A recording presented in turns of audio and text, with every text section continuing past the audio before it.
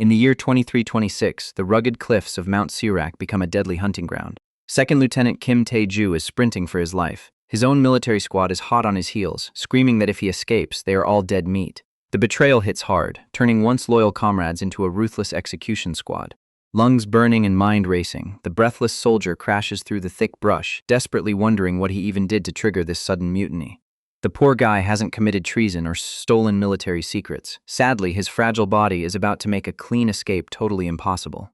Before he can find solid cover, his chest violently seizes up. A brutal cough racks his frail frame, spraying dark blood across the dirt. It is his failing heart giving out at the worst possible second.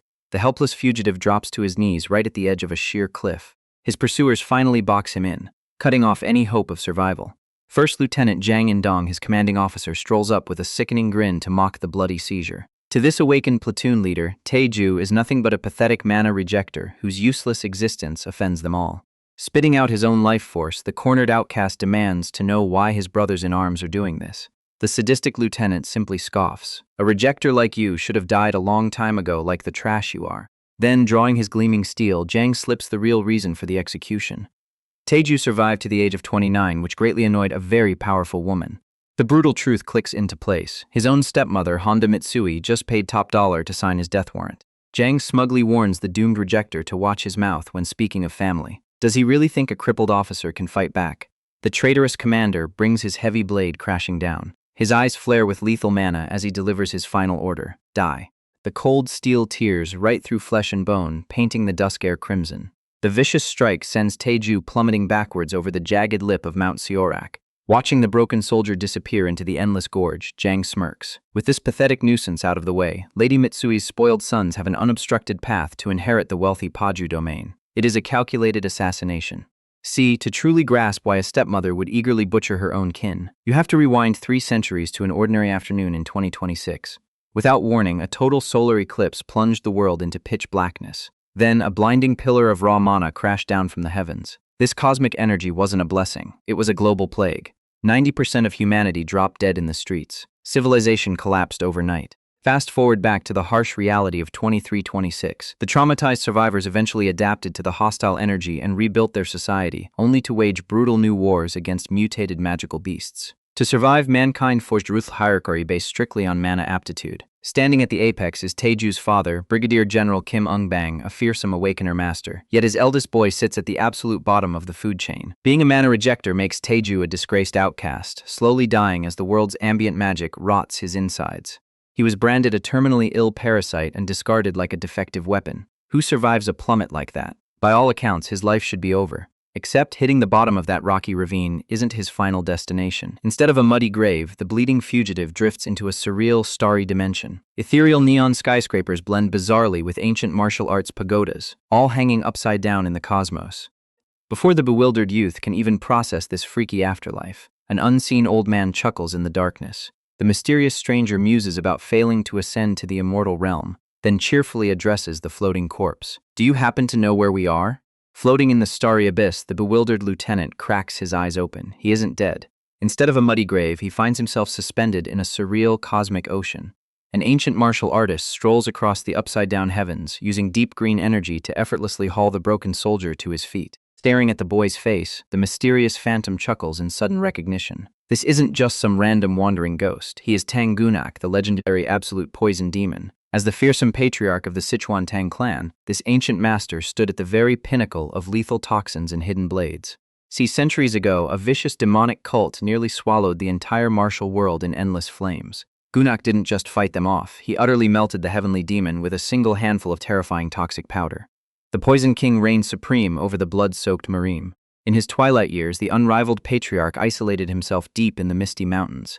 He spent decades meditating in quiet pavilions, desperately trying to shed his mortal shell and achieve true ascension to the immortal realm. Instead, his mighty spirit drifted straight into the cosmic void. A blinding tether of spiritual energy suddenly bridges the massive gap between the ancient conqueror and the modern outcast. 3 lifetimes of brutal combat experience flood directly into the young officer's mind.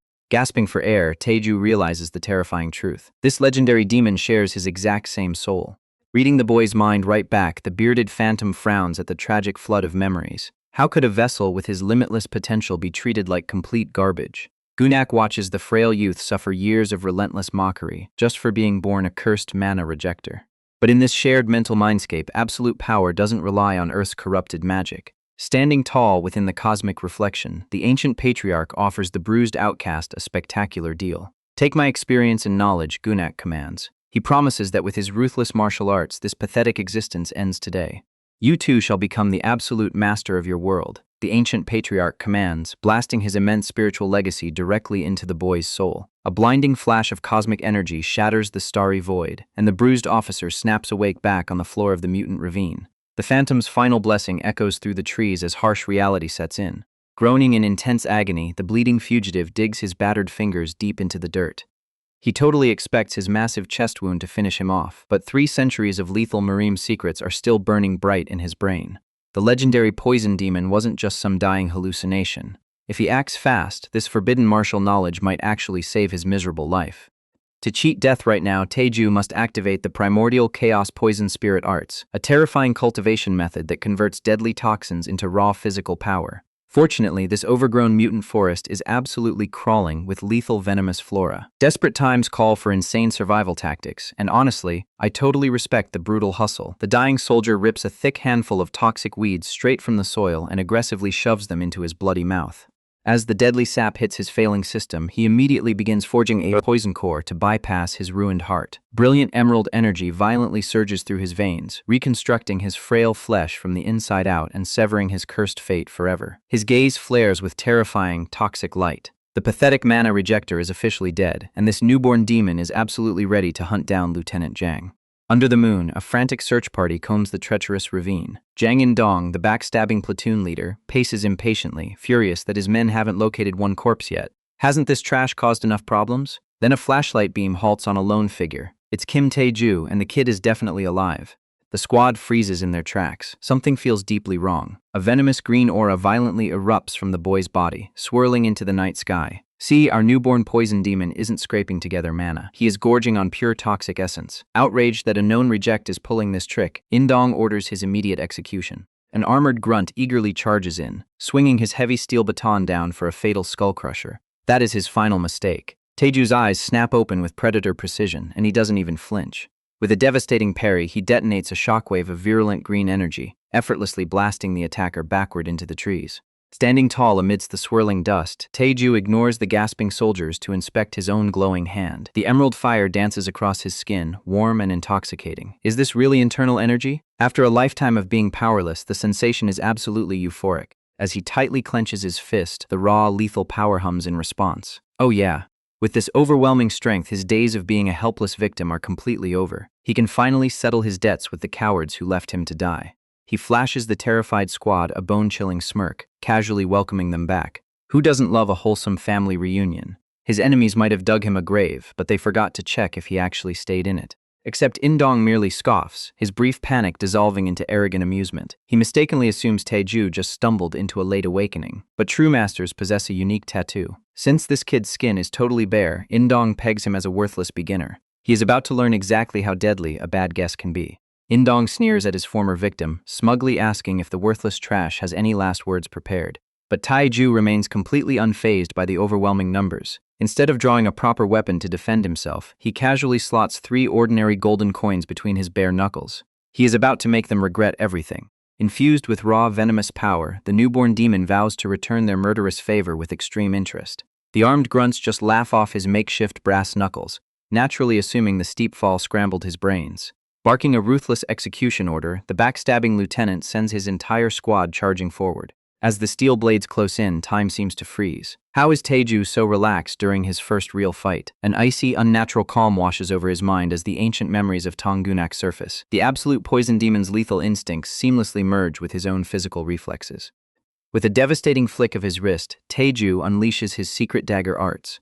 Who needs actual throwing knives when you have highly condensed toxic energy? The infused coins tear through the forest like emerald bullets, effortlessly shattering heavy swords and violently blasting the attackers away before they can even blink.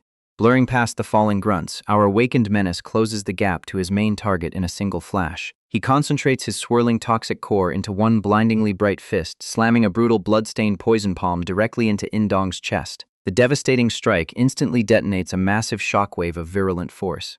The treacherous platoon leader is utterly crushed, paying the ultimate price for his arrogant miscalculation. But this chaotic ravine skirmish isn't completely finished yet. Seeing his boss obliterated, a surviving soldier panics. He desperately raises a heavy futuristic revolver, screaming in sheer terror for the monster to die. A point-blank gunshot is about to test his new limits.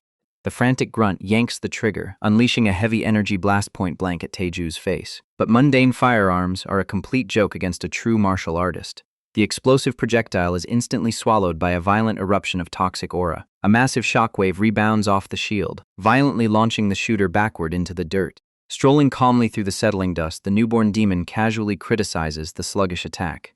The battered survivor gasps in sheer agony, demanding to know what freakish trick shattered his ribs. Taeju simply glares at him with cold indifference. In the face of absolute poison, even highly trained awakened elites are nothing more than fragile meat. Trembling on the forest floor, the panicking soldier points out the obvious contradiction. The kid has no tattoo, meaning he shouldn't possess supernatural skills. Mocking the pathetic assumption, Taeju laughs that calling this a mere skill would deeply insult Tangunak. As black, venomous blood suddenly erupts from the grunt's throat, he completely shatters, begging his former victim for mercy. Empty apologies won't reverse a murder attempt. With a ruthless blur of motion, our awakened menace clamps his glowing hand directly around the traitor's throat. He hoists the heavy armored man high into the air with terrifying, effortless strength. Struggling to breathe, the choking survivor attempts to use his political backing as a literal shield. He screams out the name of a powerful noble, Lady Mitsui. Bad move. Taeju's emerald eyes narrow with pure predatory intent, and he mercilessly crushes the soldier's windpipe before the threat can even finish. Shaking the fresh gore from his smoldering fingers, the sole victor stands tall amidst the massacre of his former platoon. He flashes the surrounding corpses a chilling, venomous smirk. They wanted to permanently silence him, but he has zero intention of going down quietly. His bloody path of vengeance stretches far beyond this remote death trap. Welcome to the sprawling Salmon Empire. This massive superpower was established right after the global mana cataclysm, violently integrating the territories of Korea, China, and Japan into one cutthroat nation. Meanwhile, far from the blood-soaked ravine, a deeply disturbing official report lands on the desk of Brigadier General Kim Ung-bang in the barren city of Paju. The military's convenient cover story claims Lieutenant Zhang's entire squad was suddenly devoured by wild monsters while fleeing a botched operation. As for Ung-bang's own flesh and blood, the official record states Taeju miraculously survived the ambush, received a quiet discharge, and completely vanished into the wilderness. But the seasoned general isn't a fool. His loyal subordinate drops the actual bombshell, tracing the unauthorized hit straight back to Japanese officers tied directly to Honda Mitsui. Ung-bang groans as he instantly pieces the grim puzzle together. His ruthless, high-born wife finally lost her patience. Sick of waiting for her powerless stepson to drop dead at age 29, Mitsui ordered the vicious assassination. She wants to guarantee the Paju territory passes exclusively to her own capable heirs. A decent father would wage a bloody war over this domestic betrayal. Unfortunately, Ung-bang is a spineless pragmatist commanding a severely struggling military sector. Because he desperately relies on the massive financial backing of his wealthy Japanese in-laws, he swallows his pride. Ordering his subordinate to keep his mouth shut, the corrupt general coldly decides to bury the entire murder attempt. Pacing his grand office, the cowardly commander desperately rationalizes the sickening cover-up. In his prejudiced eyes, a mana devoid reject like his eldest son was already living on borrowed time anyway. Gazing out the sunlit window, Ung-bang officially abandons the missing boy to his tragic fate, silently hoping Taeju just lives out his final days in quiet obscurity. But he has absolutely no idea what kind of venomous, unstoppable demon is currently clawing its way back home. I can't wait to see this spineless bureaucrat's face when the reject kicks his door down. High above the Salmon Empire's rugged border zone, Kim Taeju stares down at the sprawling free city of Guri, mapping the terrain in his mind. A hired mercenary guide puffs up the rocky trail behind him, noting the newcomer's wide-eyed gaze. Our supposedly naive rookie plays his part to perfection, openly admitting he is fresh to the territory and totally clueless. Taking the bait without a second thought, the mustached veteran eagerly launches into a dry history lesson. He explains how this once quiet Korean town radically transformed after being swallowed by the Empire. With Mount Jiri heavily infested with bloodthirsty demonic beasts that needed putting down, the Emperor designated Guri as a frontline strategic base. To lure enough meat shields to the meat grinder, the crown fully waived taxes on monster drops and turned a convenient blind eye to the black market. Desperate mercenaries and greedy awakeners flooded in, transforming the border outpost into a thriving, cutthroat metropolis where fortune favors the violent. Taeju's patience snaps like a twig, his polite mask slipping as he bluntly orders the chatterbox to skip the trivia. Startled, the guide nervously warns him that a lawless boomtown means the streets are swarming with dangerous, trigger-happy criminals. The ex-soldier's smile quickly returns, masking his lethal intent as he thanks the man. Who knew a rambling porter could drop solid tactical advice? A few street-level muggers are the least of his concerns right now. See, after barely surviving that vicious military assassination attempt orchestrated by his stepmother, the officially dead survivor cut all ties with his cowardly family. He didn't just wander aimlessly into the wilderness. He deliberately hunted for a place to forge himself into a weapon. Guri is the ultimate strategic sanctuary. With official law enforcement practically non-existent in these chaotic streets, the corrupt elites back in Paju have zero chance of ever tracking his movements. As far as the world knows, the Brigadier General's helpless son is rotting in a ditch. Honestly, let them keep believing that. He is now a ghost walking among monsters. Better yet, the untamed wilderness surrounding the city is a literal goldmine of venomous beasts and highly toxic flora, the perfect fuel to evolve his deadly new arsenal. Even though ancient martial arts are completely alien to a former rifleman, his enemies are in for a devastating shock. His near-death experience triggered a miraculous soul-sharing pact with the ancient absolute poison demon Tangunak. Now, two lethal minds share one unstoppable body. Ironically, that ruthless assassination attempt by his stepmother, Honda Mitsui, gave him the ultimate gift, the formless poison spirit art. But since he still lacks the raw strength and funds to stand on his own, the exiled heir joins a mercenary party climbing Mount Jiri, playing the role of a lowly porter. The mustached veteran nudges him, boasting about their current lineup. He proudly points out a seasoned awakener named Lee Ha-Newell, bragging that she's a high-tier regular. Taeju quietly evaluates her, noting she's definitely a rank above the traitorous Jang In-dong. Yet something instantly catches the newborn poison demon's eye. Despite her confident stride, the swordsman is sweating profusely, her breathing ragged, and the internal flow of her mana completely distorted. Without warning, Lee collapses into the dirt, sending the entire formation into a frantic panic. A massive mutated three-striped mosquito buzzes into the clearing, its stinger dripping with a paralytic toxin. While the seasoned mercenaries scream to avoid its bite, our disguised rookie just blinks in mild amusement. A single overgrown bug is causing all this chaos? Before the massive insect can strike another victim, a fiery red-haired mage steps up to the front line. She angrily orders the terrified men to step aside, channeling her mana into a heavy staff. With a swift incantation, she unleashes a blinding fireball, detonating the overgrown pest mid-air in a spectacular display of localized destruction. As the smoke clears, the veteran guide nervously explains that a single bite from that mutant temporarily nullifies a victim's mana, leaving entire veteran parties helpless to be slaughtered. Hearing the symptoms, Taeju's eyes narrow. The paralytic effect matches a specific toxin perfectly catalogued within the ancient memories of Tang Ganak. Seeing an unmissable opportunity to test his newfound abilities, he casually kneels beside the unconscious swordsman under the guise of checking her vitals. Channeling his poison arts, a faint green aura envelops his hand as he effortlessly extracts the paralyzing venom right out of her bloodstream. Is it really this easy to manipulate foreign toxins? But the rest of the mercenary squad is already losing their nerve. Trembling in fear, a scout begs their blonde team leader to abort the mission, terrified because these high-level mutant bugs never spawn in this outer zone. Unfortunately for these cowards, retreating is no longer an option. The surrounding bushes violently rustle, signaling they just walked right into a deadly hive. As the surrounding foliage violently rustles, the terrified mercenaries brace for a brutal ambush. The red-haired mage immediately barks orders, commanding the vanguard to lock down the perimeter. They expect a lethal swarm of mutant horrors, only for a harmless fluffy white rabbit to hop into the clearing. The deafening tension vanishes in an instant. The blonde team leader sighs in relief, while the veteran guide chuckles at their own paranoia, dropping his guard and signaling the squad to stand down. That split second of misplaced relief costs them their lives. Without a single sound, a massive blade cleaves right through the veteran guide's chest. The rest of the squad freezes in absolute terror as towering, heavily muscled shadows block out the sun.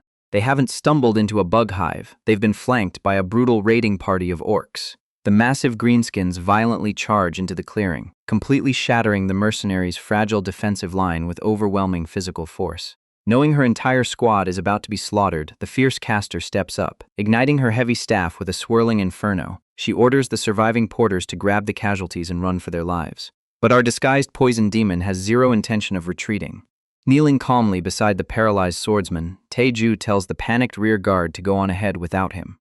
A terrified handler screams that this is no place for a lowly baggage carrier, completely unaware of the lethal monster hiding in plain sight. Taeju simply hoists the unconscious Lee Ha-Newell into the man's arms, forcefully shutting down his protests. He casually promises to provide a little backline support. With a sharp glint in his eye, the exiled heir waves them off. Now that the dead weight is finally clearing out, he can operate without blowing his cover. Standing totally unfazed on the edge of the brutal melee, Taeju sharply analyzes the enemy vanguard. He instantly realizes these aren't mindless beasts. Their tactical pincer movements are deliberately organized. Up at the front line, the desperate mage unleashes a scorching fire lance, incinerating a charging brute mid-leap. But her momentary victory turns to sheer dread. She spins around to see a second massive greenskin breaking through the gap, bringing its heavy axe down straight toward their supposedly helpless rookie. Refusing to let a lowly porter get slaughtered on her watch, the desperate red-haired caster fiercely pivots on her heel to intercept the brute. She violently slams her heavy staff into the dirt. A towering wall of searing flames erupts, completely cutting off the furious monster's path. Shielded by the blazing inferno, our disguised poison demon casually analyzes the shifting front line. Her flashy magic has a fatal flaw. He sharply orders the caster to hit the dirt just as another towering greenskin deliberately bypasses the flames. The massive beast brings its heavy blade down right at the distracted mage's exposed neck. Will Taeju step in and blow his perfect cover? Meanwhile, far beyond the bloody dungeons of Earth, a serene breeze sweeps through the fabled realm of immortals. It has been exactly 1 month since Tangunak ascended to this mystical sanctuary. Staring across the beautiful floating pavilions, the ancient absolute poison demon admits a humbling truth. He never could have reached this divine peak without linking souls with Kim Taeju. Absorbing the boy's tragic memories of a modern world granted him the ultimate enlightenment. Shedding his earthly restraints, he finally grasped the flawless ascension he chased for lifetimes. He expected a tranquil utopia of boundless wisdom. Sadly, cosmic destiny operates on a ruthlessly twisted sense of humor. Staring at his own clenched fists, the legendary elder's face rapidly contorts with white-hot fury. The terrifying reality of this sacred domain shatters all his majestic illusions. This supposed paradise is actually a maximum security prison designed for history's biggest lunatics. Legendary sect founders and revered martial saints zip through the clouds on flying swords. They cackle like feral bandits while blasting each other out of the sky. Watching these supposedly enlightened masters bicker, the Poison King scowls in deep disgust. He sacrificed decades of brutal training just to end up stranded in a celestial asylum. Who left these maniacs in charge? Despite the chaotic madness above, bridging his spirit to a struggling teenager caused this breakthrough. The elder forces himself to look on the bright side. Peering through the swirling cosmic veil, Gunak wonders how his human counterpart is surviving. The ancient master brutally conquered the Merim as an untouchable ruler. Conversely, his host suffered as humanity's most pathetic punching bag. Now, he genuinely prays the battered kid can carve out some brutal happiness. If the newborn demon wants to slaughter the arrogant magical elites he remembers, he cannot stay weak. To survive, he must rapidly unlock the 7th stage of their primordial art. Gunak smiles warmly, vowing to scour this insane penitentiary for deadly new techniques. He will pass them down the soul link. Perhaps destiny will eventually unite them. A blunt wooden blade violently smashes the ancient legend right in the back of the skull. His touching internal monologue evaporates in an instant. A deranged sword immortal floats overhead, gleefully mocking his dagger techniques. The floating fool remains totally blind to the fatal mistake he just made. The absolute ruler of toxins shakes with barely contained murder. It is time to teach this arrogant trash a painful lesson in respect. Up in the chaotic celestial realm, the absolute ruler of toxins finally snaps. Blasting through the serene clouds, the ancient master screams bloody murder at the fleeing sword immortal. "You crazy swordsman, I'll kill you," he roars. He vows to rip the cackling fool apart for disrespecting his legendary dagger arts. Meanwhile, back in the grimy earthly dungeon, a fatal disaster unfolds. The red-haired mage's fiery barricade completely shatters under extreme pressure. A towering orc violently bypasses her magical defenses. It looms over her vulnerable back, raising a massive stone weapon to execute the trapped spellcaster. Watching from the shadows, Kim Taeju screams for her to duck. Unfortunately, his desperate warning arrives too late. The heavy monster swats the fragile woman, violently knocking her out cold in the dirt. Clicking his tongue in deep annoyance, the disguised porter abandons his hiding spot. He explodes from the underbrush with terrifying speed. Since the pesky magic user is securely unconscious, he no longer needs to hide his terrifying power. The young heir decides to test a devastating area of effect technique he just learned through the soul link. His emerald eyes flare with unnatural energy. A blinding flurry of golden coins erupts from his hands. This secret dagger art, the Reign of Ruin, flawlessly shreds the remaining monsters into bloody ribbons. The lethal metal projectiles finish their bloody trajectory, arcing gracefully across the sky before slamming back into the dirt. Landing flawlessly amidst the brutal carnage, the newborn demon casually brushes off Haz's coat. "I didn't expect to take them all out in one hit," he mutters. Wiping out an entire horde with just one move feels incredibly satisfying. However, his smug celebration stalls the moment he glances at the unconscious woman. If high-ranking awakeners discover a lowly, tattooless baggage handler slaughtered these beasts, who wouldn't ask dangerous questions? Those impossible rumors would inevitably alert his cowardly father. To keep his lethal evolution a total secret, the overpowered teenager decides to vanish before reinforcements arrive. A dark, confident smirk dances across his face. Just 1 month ago, he was a miserable mana reject, doomed to suffer as humanity's favorite punching bag. Thanks to his fateful connection with Tangunik, he is now swatting dungeon threats like harmless insects. Pulling out his waist pouch, the legendary inheritor awkwardly drops to his knees. Cleaning up after hidden weapon arts is a pain, he grumbles, manually gathering his scattered ammunition off the grass. It turns out, ancient celestial weapon arts are ridiculously expensive to maintain. Tucking away his expensive ammunition, the disguised porter suddenly clicks his tongue in annoyance. One of his golden projectiles is missing. He knows that if he ever unlocks the 7th stage of his primordial arts, these coins will return automatically like homing missiles. Until then, manual labor is his only option. Retracing his own deadly trajectory through the destroyed clearing, the young heir eventually spots the missing metal lodged deep in a thick tree trunk. Before he can pry his expensive weapon loose, a sickening buzz breaks the forest's eerie silence. A massive blood-red insect hovers directly in his path, aggressively sizing him up. Moving faster than a striking viper, the teenager's hand lashes out, easily snatching the mutant 3-striped mosquito straight out of thin air. He stares at the struggling pest in deep confusion. These lethal bugs are absolutely not supposed to spawn in this beginner sector. Connecting the dots, Taeju realizes this exact creature must have ambushed the unconscious red-haired mage earlier. Analyzing it through Tangunak's vast celestial memories, a terrifying truth emerges. The insect's venom forcibly scatters internal energy the moment it enters the bloodstream. For a modern awakened, a single bite instantly evaporates their entire mana supply.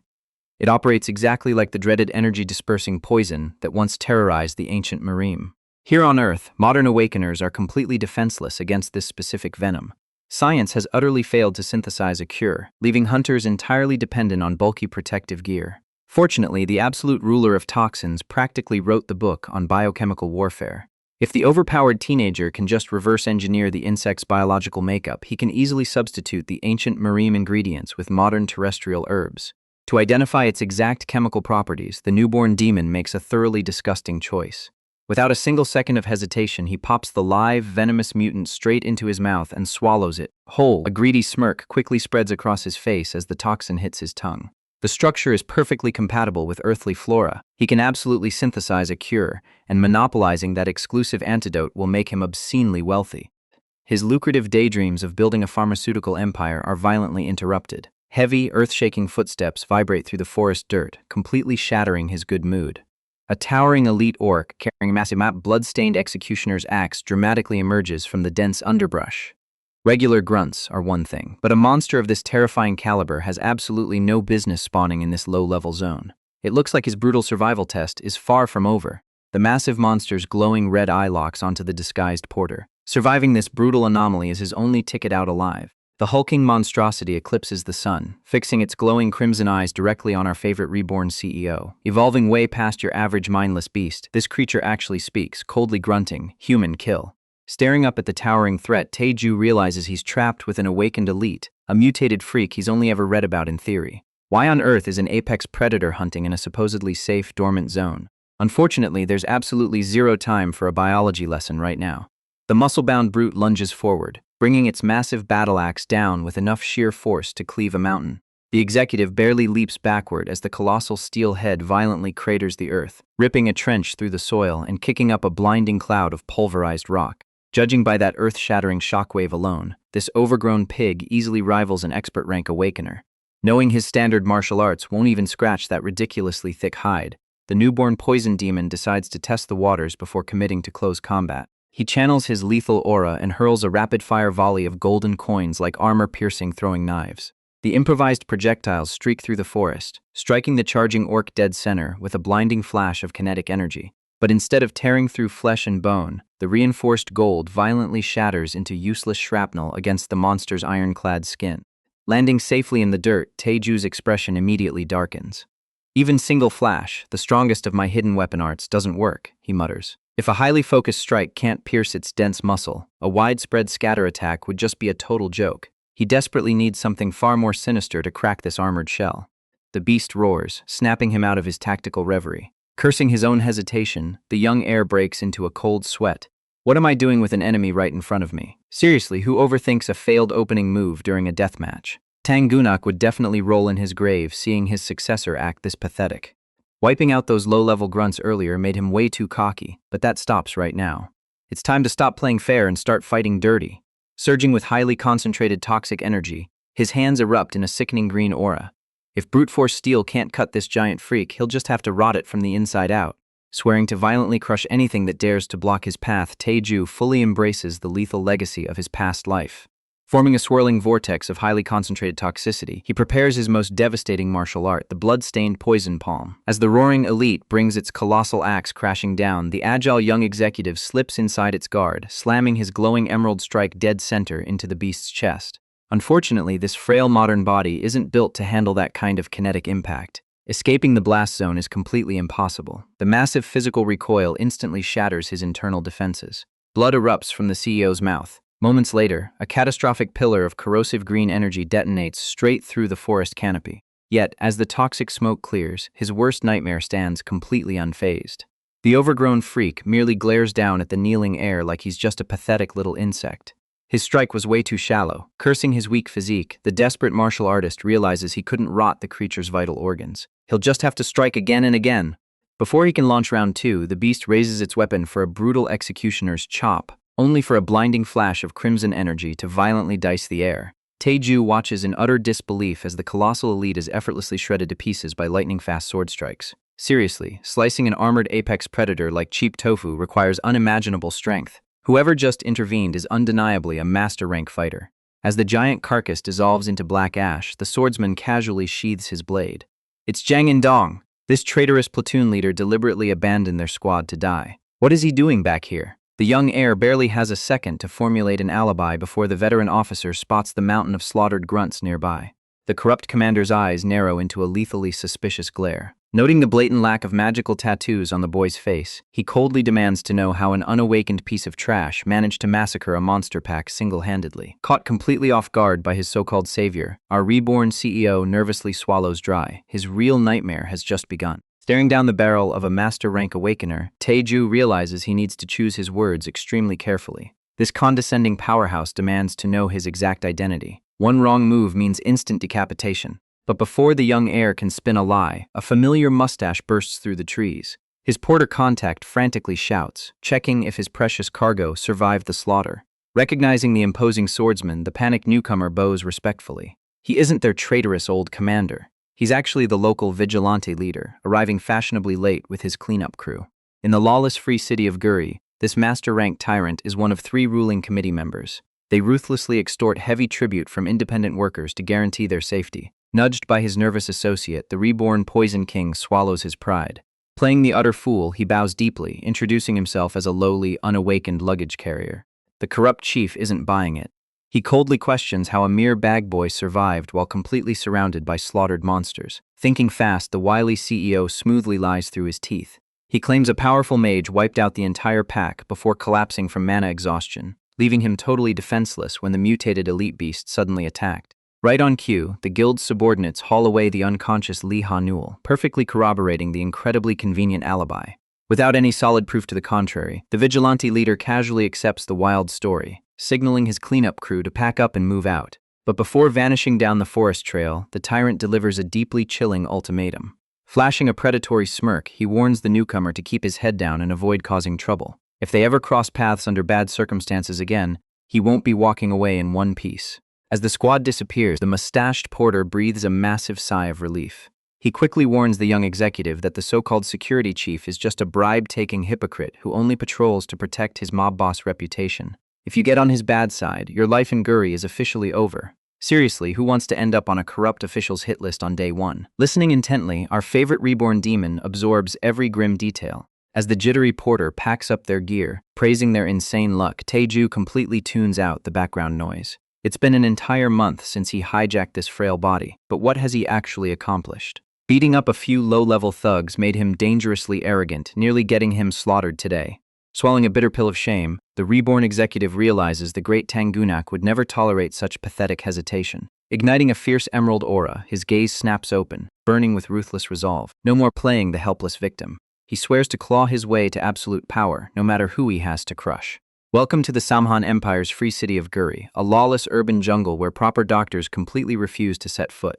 The few shady clinics available are run by exiled fugitives with bloody pasts. This leaves vulnerable citizens entirely on their own against ruthless street thugs.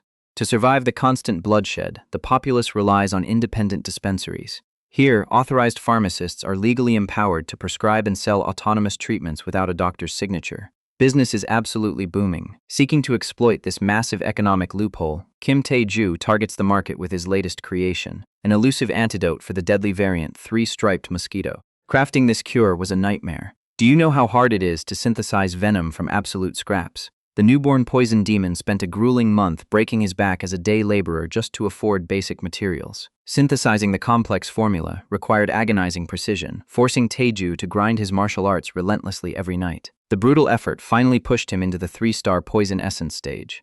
With his physical limits shattered, it's time to cash in. Stepping inside Bak's drug shop, the bustling atmosphere proves this establishment is highly lucrative. A polite clerk quickly offers him hemostatics and mana potions, but the former absolute monarch isn't here to play a standard customer. Honestly, I respect a guy who skips the small talk. He cuts off her sales pitch without hesitation, bluntly demanding to speak directly with the owner. A sharp, calculating grin spreads across Tae-ju's face as he confidently declares his true intentions.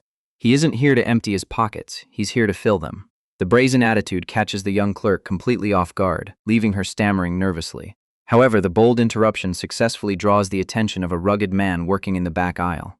The grizzled veteran clears his throat, assessing the teenager with a heavy, unyielding gaze. He steps forward and introduces himself as Bak Hong-pyo, the undisputed owner of the pharmacy. Completely unintimidated by the older man's imposing presence, Tae-ju reaches into his bag. He unzips the heavy canvas, fully prepared to negotiate the pharmaceutical masterpiece that will fund his empire. The grizzled veteran sighs, assuming this is just another desperate street peddler. Bake waves the teenager off, telling him to go break his back at the labor market instead of hawking trash. Except, his arrogant dismissal dies instantly. Tae-ju pulls out a plain brown bottle and drops a pharmaceutical bombshell. It's a functional antidote for the variant 3-striped mosquito. The pharmacy owner freezes mid-rejection, a cure for that deadly pest. He demands clarification, eyes narrowing with intense suspicion. Tae-ju merely smirks, shaking the murky liquid with total conviction. He repeats his unbelievable claim without missing a beat. Not only is it a cure, but the newborn poison demon explains it acts as a preventative measure. Drink it in advance, and awakeners gain 10 solid hours of immunity. The veteran's calculating gaze sharpens, momentarily intrigued by the audacious pitch. Then reality sets in. Bake suddenly snaps, roaring at the kid for attempting such a blatantly stupid scam. Who peddles a miracle cure in a dingy back alley shop? Unfazed by the explosive outburst, the former absolute monarch simply slams 2 more sample bottles onto the counter.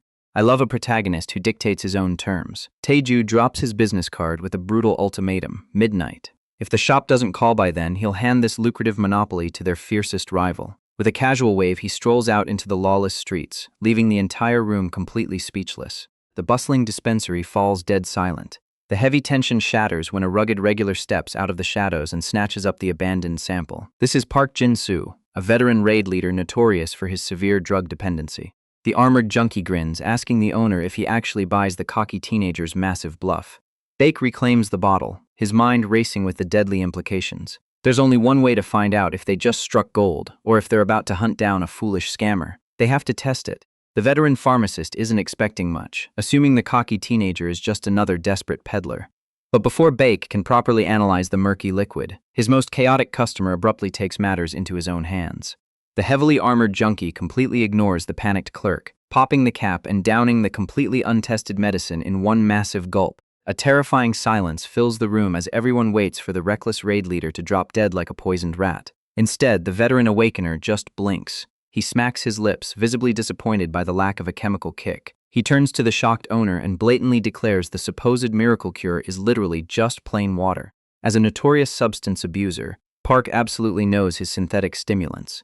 If this were a real elixir, his mana veins would be humming right now. Utterly unimpressed, he casually tosses the precious sample straight into the garbage bin, demanding they throw away the rest. Honestly, you can't blame them for assuming our protagonist is just a highly delusional scammer.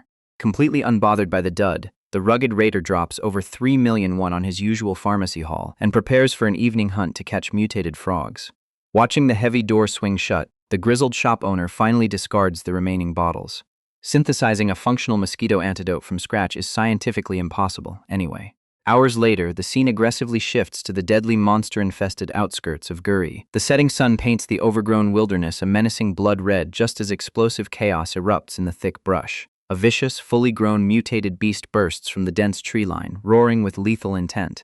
This isn't your average low-level target. It's a highly aggressive, blade-toothed marten, and the terrifying predator is completely out of its usual territory.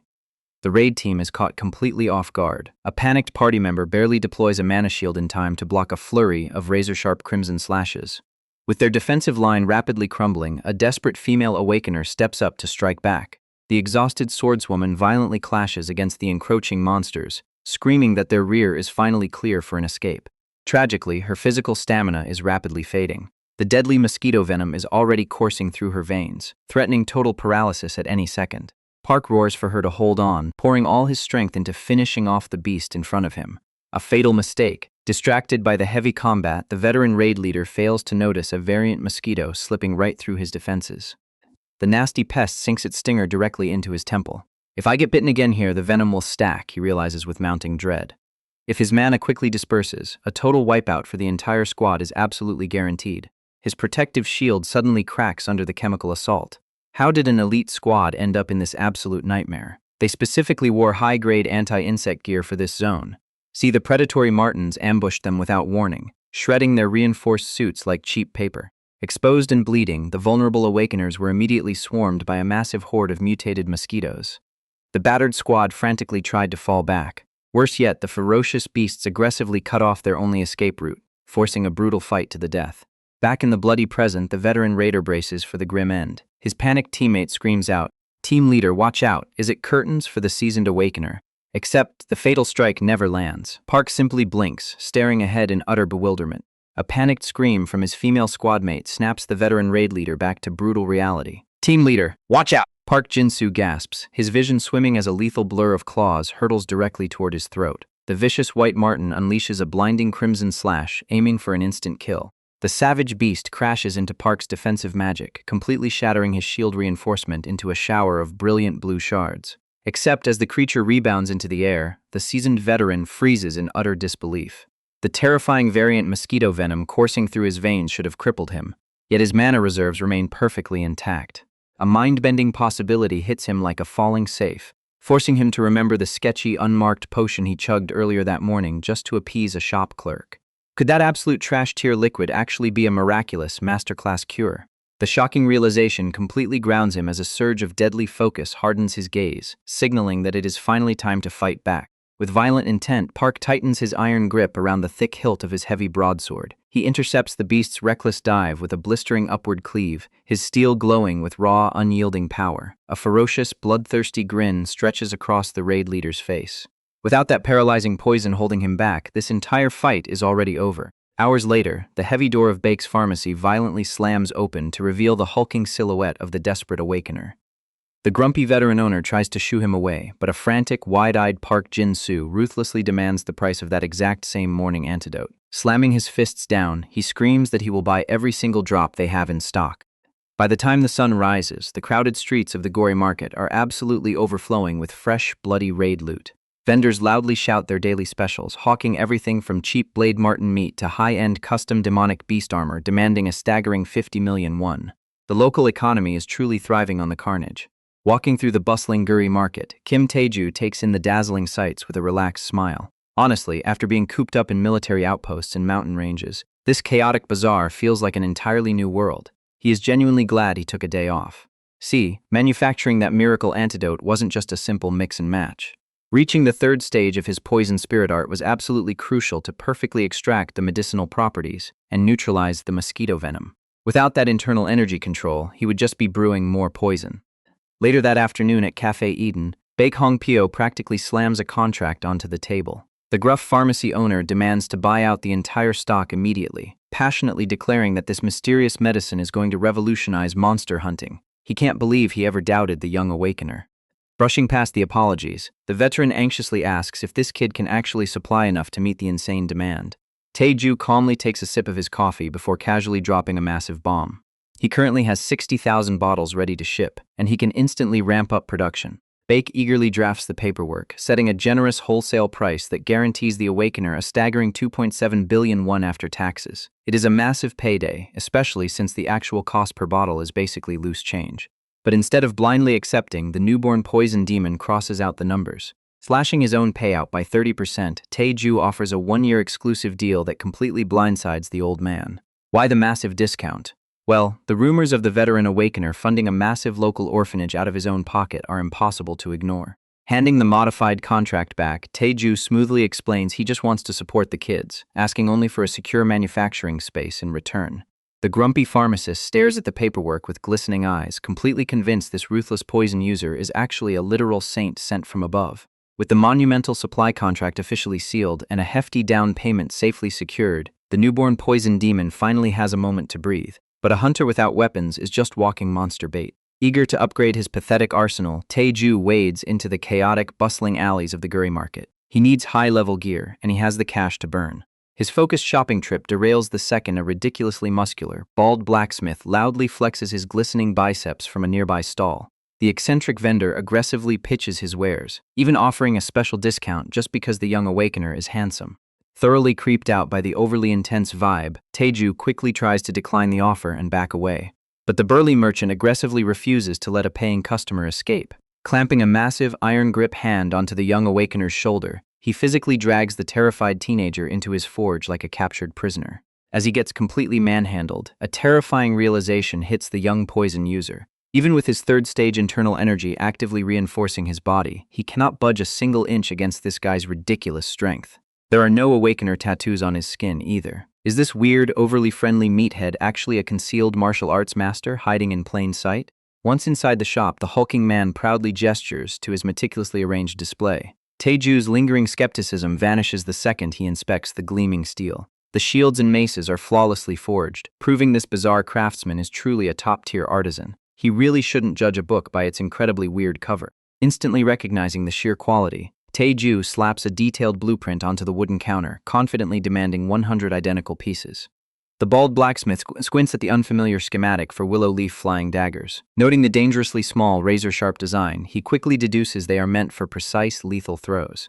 To maximize their armor-piercing damage, the veteran smith eagerly suggests forging the tiny projectiles out of refined, high-grade mana steel.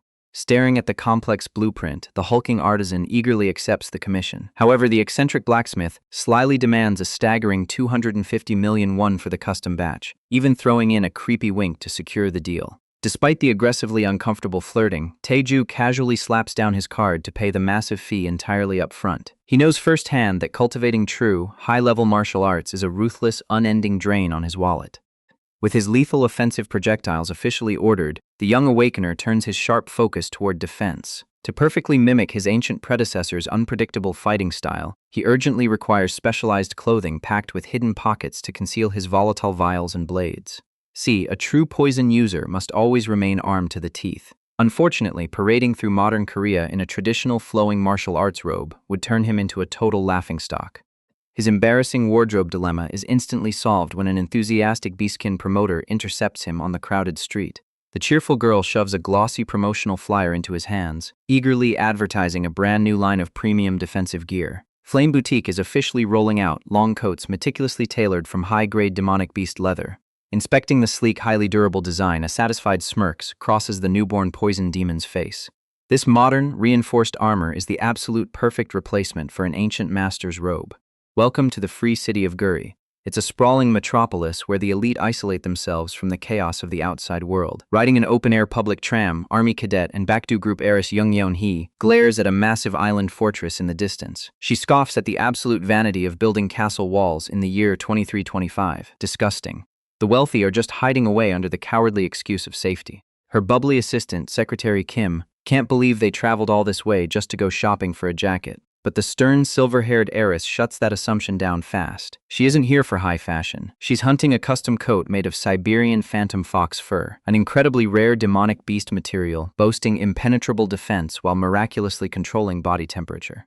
The bespectacled secretary excitedly offers up the chairman's unlimited black card to fund the massive purchase. Yeon-hee flatly refuses. She demands absolute independence, preferring the weight of her own wallet. Stepping off the tram at the Guri market station, the two women make a hurried beeline straight for the city's premier tailor. At that very same moment, Taeju targets Flame Boutique. Traditional martial arts robes are a ridiculous liability in modern Korea. The newborn poison demon desperately needs a specialized demonic beast leather coat to seamlessly conceal his incoming arsenal of deadly flying daggers. Pushing open the heavy wooden doors of the high-end shop, he confidently announces his arrival. Inside the parlor, Yeon-hee and her assistant stand waiting. Secretary Kim immediately shoots the newcomer a paranoid glare, assuming this random kid is a rival buyer trying to snatch their prize. Except the moment the stunning red-haired owner steps out to greet him, the situation completely derails. She recognizes the boy standing in her lobby instantly, asking if he's Kim Taeju, the lowly porter from a past raid. The only problem, our reincarnated demon hasn't got a single clue who this woman is. The stunning tailor desperately jogs his memory. She was the squishy party mage during a horrific orc ambush just a month ago. Subjugation runs are merely her dangerous side hustle. But ever since she woke up from that brutal nightmare, she's been actively hunting the city for him. Our reincarnated demon laughs nervously, offering a generic compliment as he tries to bolt for the exit. See, during that chaotic ambush, Taeju secretly slaughtered the entire monster pack with his flying daggers. He pinned all the glory on the unconscious spellcaster. It kept his anonymity totally secure. Except, before he can make his tactical retreat, the red-haired owner firmly grabs his wrist. She stares right through him, demanding to know if he was her hidden savior. When the local guild interrogated her about miraculously soloing a monster horde, she covered for him instantly. Taeju furiously denies it, insisting a flimsy porter would only pass out in a real fight, but she refuses to let it go. Heavy tears spill down her cheeks as she bows her head. He ensured she could bring her fallen team leader's lifeless body back home safely. The newborn poison demon breaks out in a cold sweat. Honestly, who deserves this kind of heavy praise? He only intervened to test the lethal limits of his newly acquired martial arts. Slashing orcs is easy. This raw, emotional gratitude is truly terrifying. Suddenly, an explosive shout shatters the awkward reunion. Secretary Kim has absolutely zero tolerance for this tedious soap opera. The furious assistant barks across the premium lobby, demanding to know exactly how long this distracted shopkeeper plans on ignoring her elite, high-paying clients. Panic violently overrides the tailor's lingering sentimentality. Spinning around with a frantic apology, the shocked owner practically slides to her knees on the hardwood floor. She finally realizes exactly which ruthless mega-corporate heiress she just left waiting in the lobby. Still trembling on the hardwood floor, the panicked boutique owner delivers the ultimate insult to the Bakdu Group heiress. She sincerely apologizes, but the prized Siberian Phantom Fox coat is officially off the market. The terrified tailor just found a much better use for it. Secretary Kim nearly blows a gasket. They traveled all the way to this chaotic market for that specific defensive item. But the silver-haired aristocrat refuses to lower herself by arguing with a stubborn local merchant. Yeon-hee casually turns on her heel and marches right out the heavy wooden doors, leaving her wildly protesting assistant scrambling to keep up. Watching the high-paying elites vanish into the streets, the newborn poison demon nervously scratches his cheek. He definitely just ruined a massive corporate payday for this shop. But the stunning red-haired mage flashes a brilliant smile. She completely brushes off the brutal financial loss, instead teasing the clueless boy for missing the incredibly obvious reason why she cleared the room. That legendary impenetrable beast fur coat the heiress demanded. It's his now. The grateful owner gladly offers up her shop's absolute masterpiece completely free of charge. She is utterly desperate to repay the mysterious savior who pulled her from the jaws of a brutal orc ambush. The reincarnated villain immediately tries to reject the extravagant multi-million-won gift. He bluntly confesses that his intervention wasn't born of noble justice or heroic duty. He was literally just testing his deadly new martial arts arsenal on a monster pack. But to the traumatized survivor, his selfish intentions mean absolutely nothing. Stepping closer, she looks deep into his eyes. If his accidental heroism truly burdens him, then he just needs to save even more people next time. She begs him to use his overwhelming strength so no one else has to die a meaningless death like her fallen raid leader. Hearing that raw, unfiltered gratitude, our ruthless martial artist freezes in place. A strange, heavy sensation tightens his chest. In 2 lifetimes of endless betrayal and bloodshed, no one has ever thanked him like this. For centuries, the lethal martial artist was solely met with bitter contempt and terrified criticism. This heavy, unearned appreciation feels totally foreign to him, especially knowing his own combat intentions were brutally selfish. Yet, a genuine grin breaks across his face, and it honestly doesn't feel terrible. Shrugging off the lingering guilt, our reincarnated villain graciously accepts the masterpiece coat, letting the overjoyed shopkeeper excitedly drag him off for immediate measurements. Meanwhile, far beyond the mortal plane, the immortal realm is facing a catastrophic crisis of sheer boredom. Lounging on a floating celestial peak, the legendary sword immortal Dongbin groans in pure agony. Ascending to godhood actually sucks. Every single master up here is a carbon copy. It's just an endless, dreary sea of stuffy old geezers draped in identical white robes and matching floor-length beards. That is, until the ancient blade master sits up with a sudden realization. He remembers one bizarre, chaotic outlier. That eccentric newcomer from the Tang clan completely shattered their rigid traditions. Out of nowhere, the absolute poison demon sliced off his dignified facial hair and started parading around the celestial islands in totally alien, modern street fashion. Did ascending to the heavens just completely break the poison master's sanity? Honestly, being crazy together sounds vastly superior to dying of celestial monotony. The bored swordsman decides to track down his eccentric neighbor for some radical tailoring lessons. Leaping onto his hovering blade, Dongbin reaches deep inside his flowing robes to fish out the ultimate bargaining chip. He reveals a radiant, glowing heavenly Dao peach. Surely, not even a deranged poison king could refuse a legendary artifact of this pristine caliber. Deep inside the hidden basement of Guri City's Beck's orphanage, the newborn poison demon is already building his empire. Taeju casually dips his bare hand into a glowing vat of toxic sludge. The golden liquid violently purifies under his command. The first batch is perfect. He taps his earpiece, taking a direct call from the veteran pharmacy owner. Baek Hong Pyo eagerly reports that their undiluted solution is finally ready for the market, but the old man is already panicking over running out of stock. Is he completely blind to the gold mine they just opened? Across town, Hong Pyo's storefront has devolved into an absolute war zone. Desperate awakeners brawl in the aisles, viciously hoarding every single vial in sight. Hearing this, the young boss just smirks. He coldly orders a strict limit of 2 bottles per customer to artificially drive up the demand. They are peddling the ultimate cure for mutant mosquito bites. The veteran nervously warns that rival syndicates will definitely rush out cheap knockoffs. He is completely unaware of the truth. Without mastering the ancient poison spirit art, replicating this exact chemical formula is physically impossible. Except they still face one massive logistical nightmare. Hong Pyo casually asks when they can finally install the automated packaging machines. I almost feel bad for our corporate overlord right now. Taeju stands utterly exhausted in his underground sweatshop, having manually filled 20,000 glass bottles all by himself. Unfortunately, his miserable production line is about to be breached. 2 young orphans creep down the stairs toward the heavy steel vault. The little girl trembles about ghosts haunting the basement. Her brave brother intends to violently evict the homeless beggar squatting inside their secret base. The heavy steel vault finally grinds open, violently spilling thick toxic smog into the underground hallway. The brave little boy braces for a nightmare, only to find the newborn poison demon dramatically rolling out on a loaded hand truck. His purple eyes glow with terrifying, unearthly power. Instead of fearing his dark aura, the brats instantly shriek about a smelly ghost and scatter in pure panic.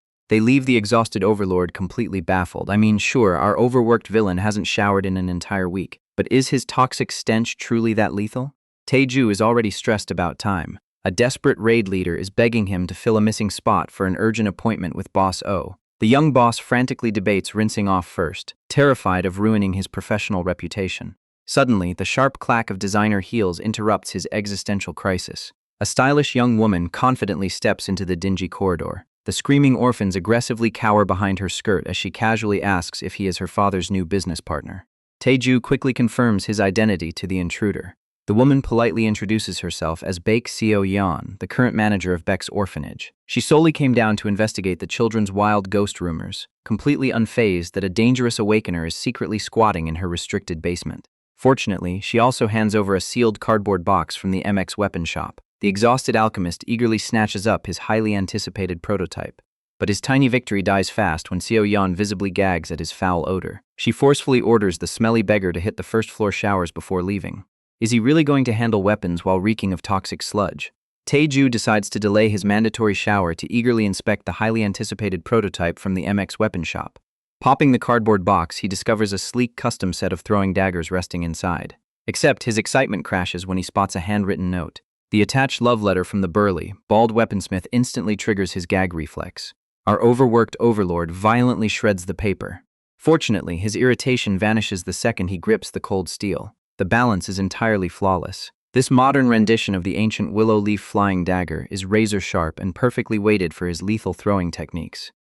Recalling the generous artisan who originally promised him a free custom coat, the young boss vows to compensate her properly now that he's rich.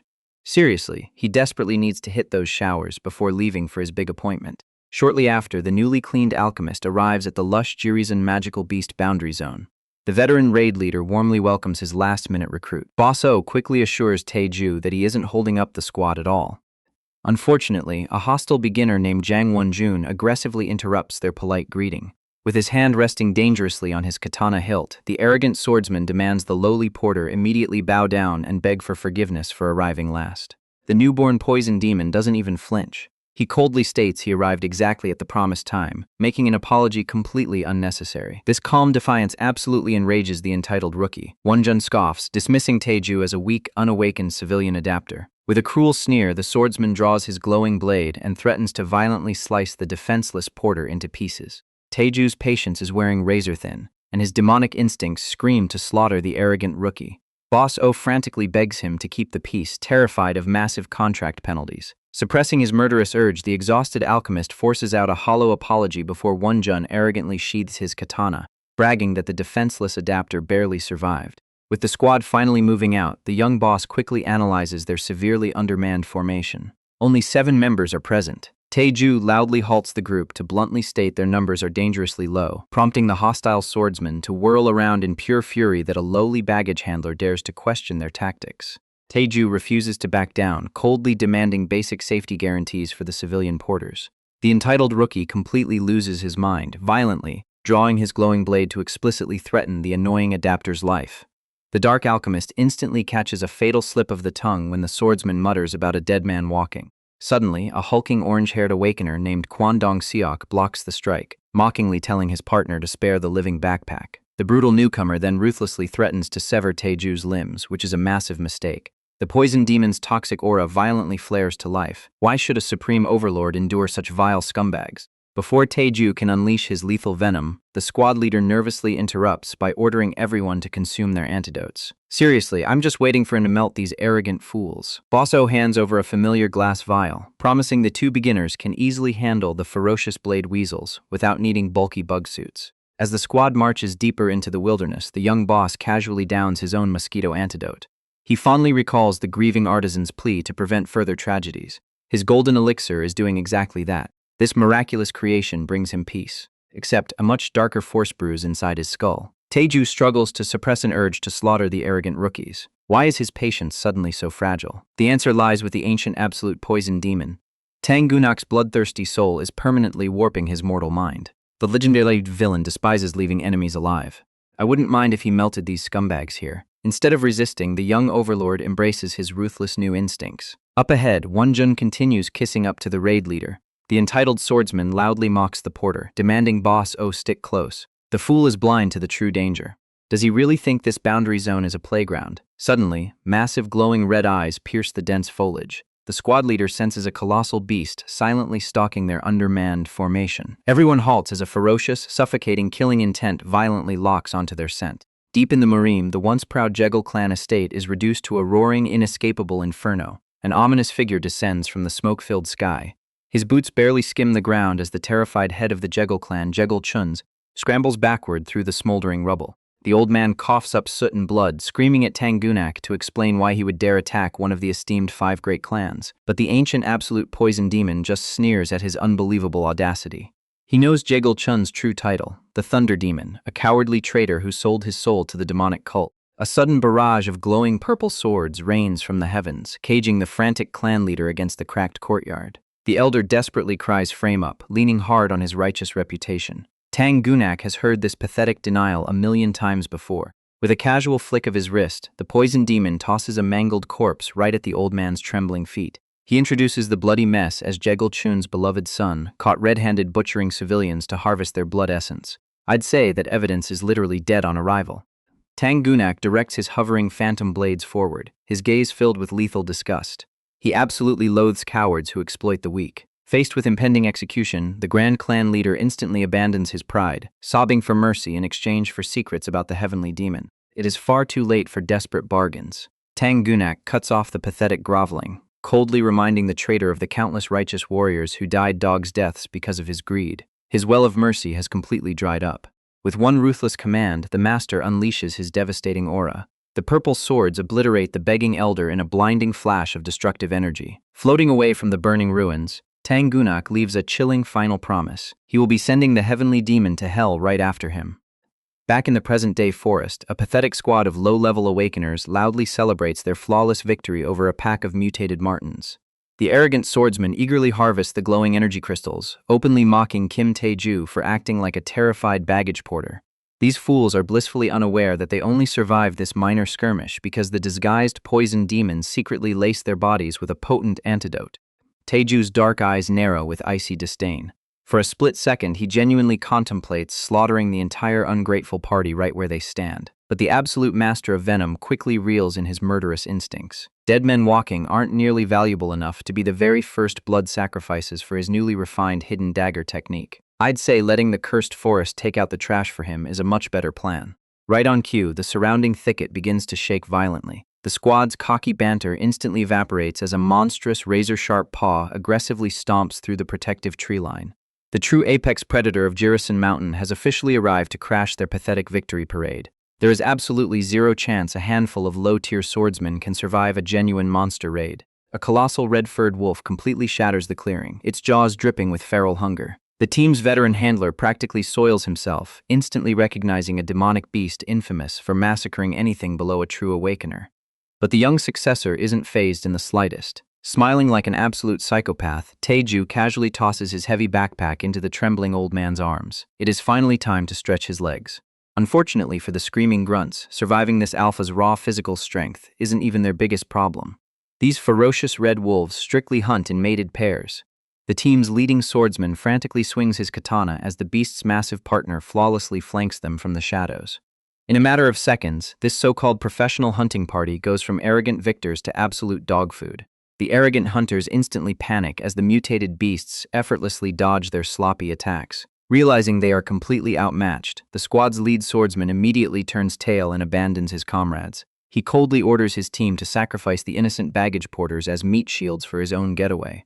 I guess honor doesn't pay the bills around here. As the ferocious predators close in for the kill, the terrified handler desperately begs his disguised VIP to do absolutely anything to save them. Kim Tae-ju slowly draws his blade, his dark eyes flashing. He is more than happy to show these pathetic amateurs how a true martial arts master handles the trash.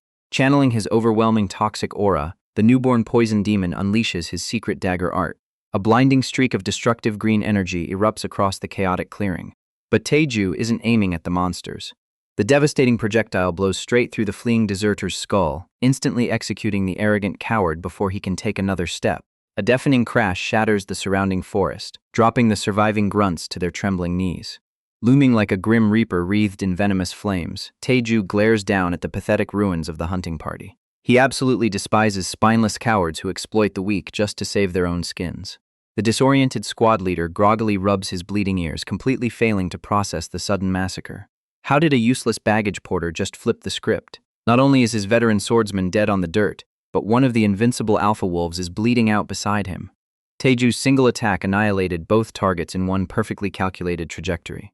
The final red-furred wolf snarls with pure hatred, its feral eyes locked on the terrifying human who just slaughtered its mate. As the pathetic platoon leader frantically stammers for an explanation, Tae-ju casually steps forward on poison-laced boots. He tells the useless grunt to shut up.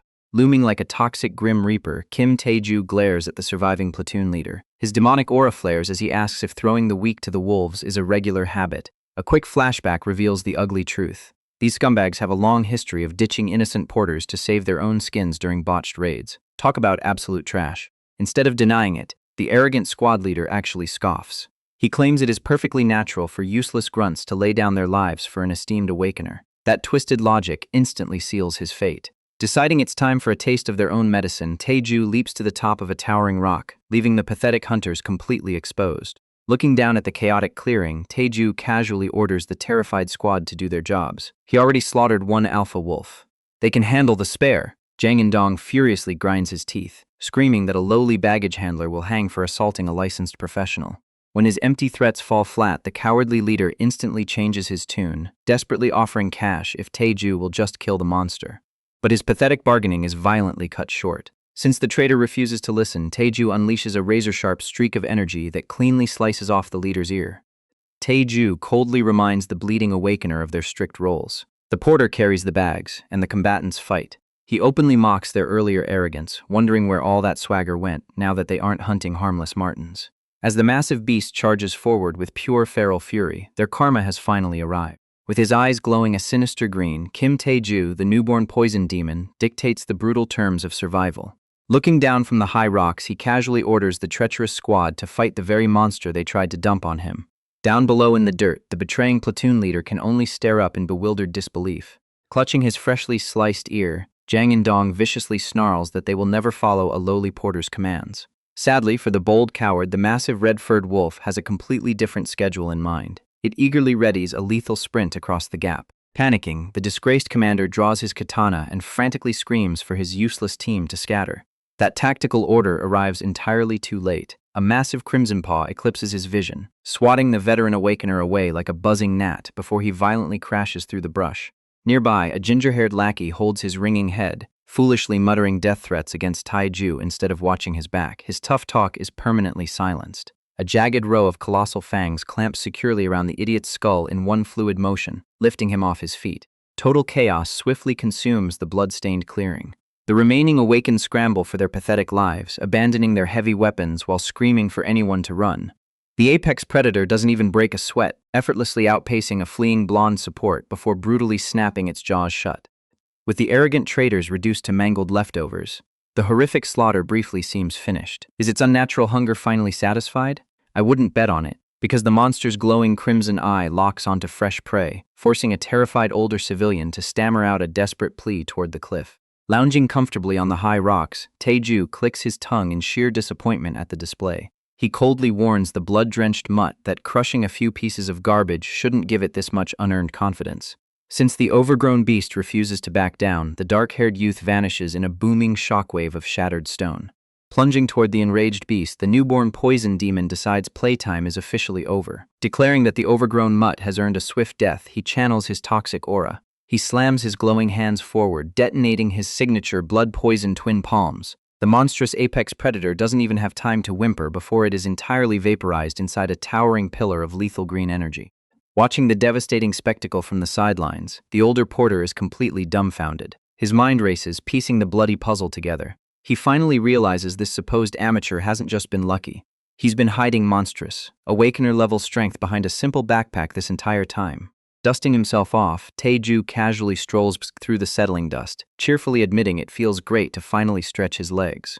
That breezy attitude only terrifies the older veteran more. Convinced he's next on the chopping block to keep the secret safe, the older man violently throws himself into the dirt. He frantically begs for his life, pressing his face into the soil.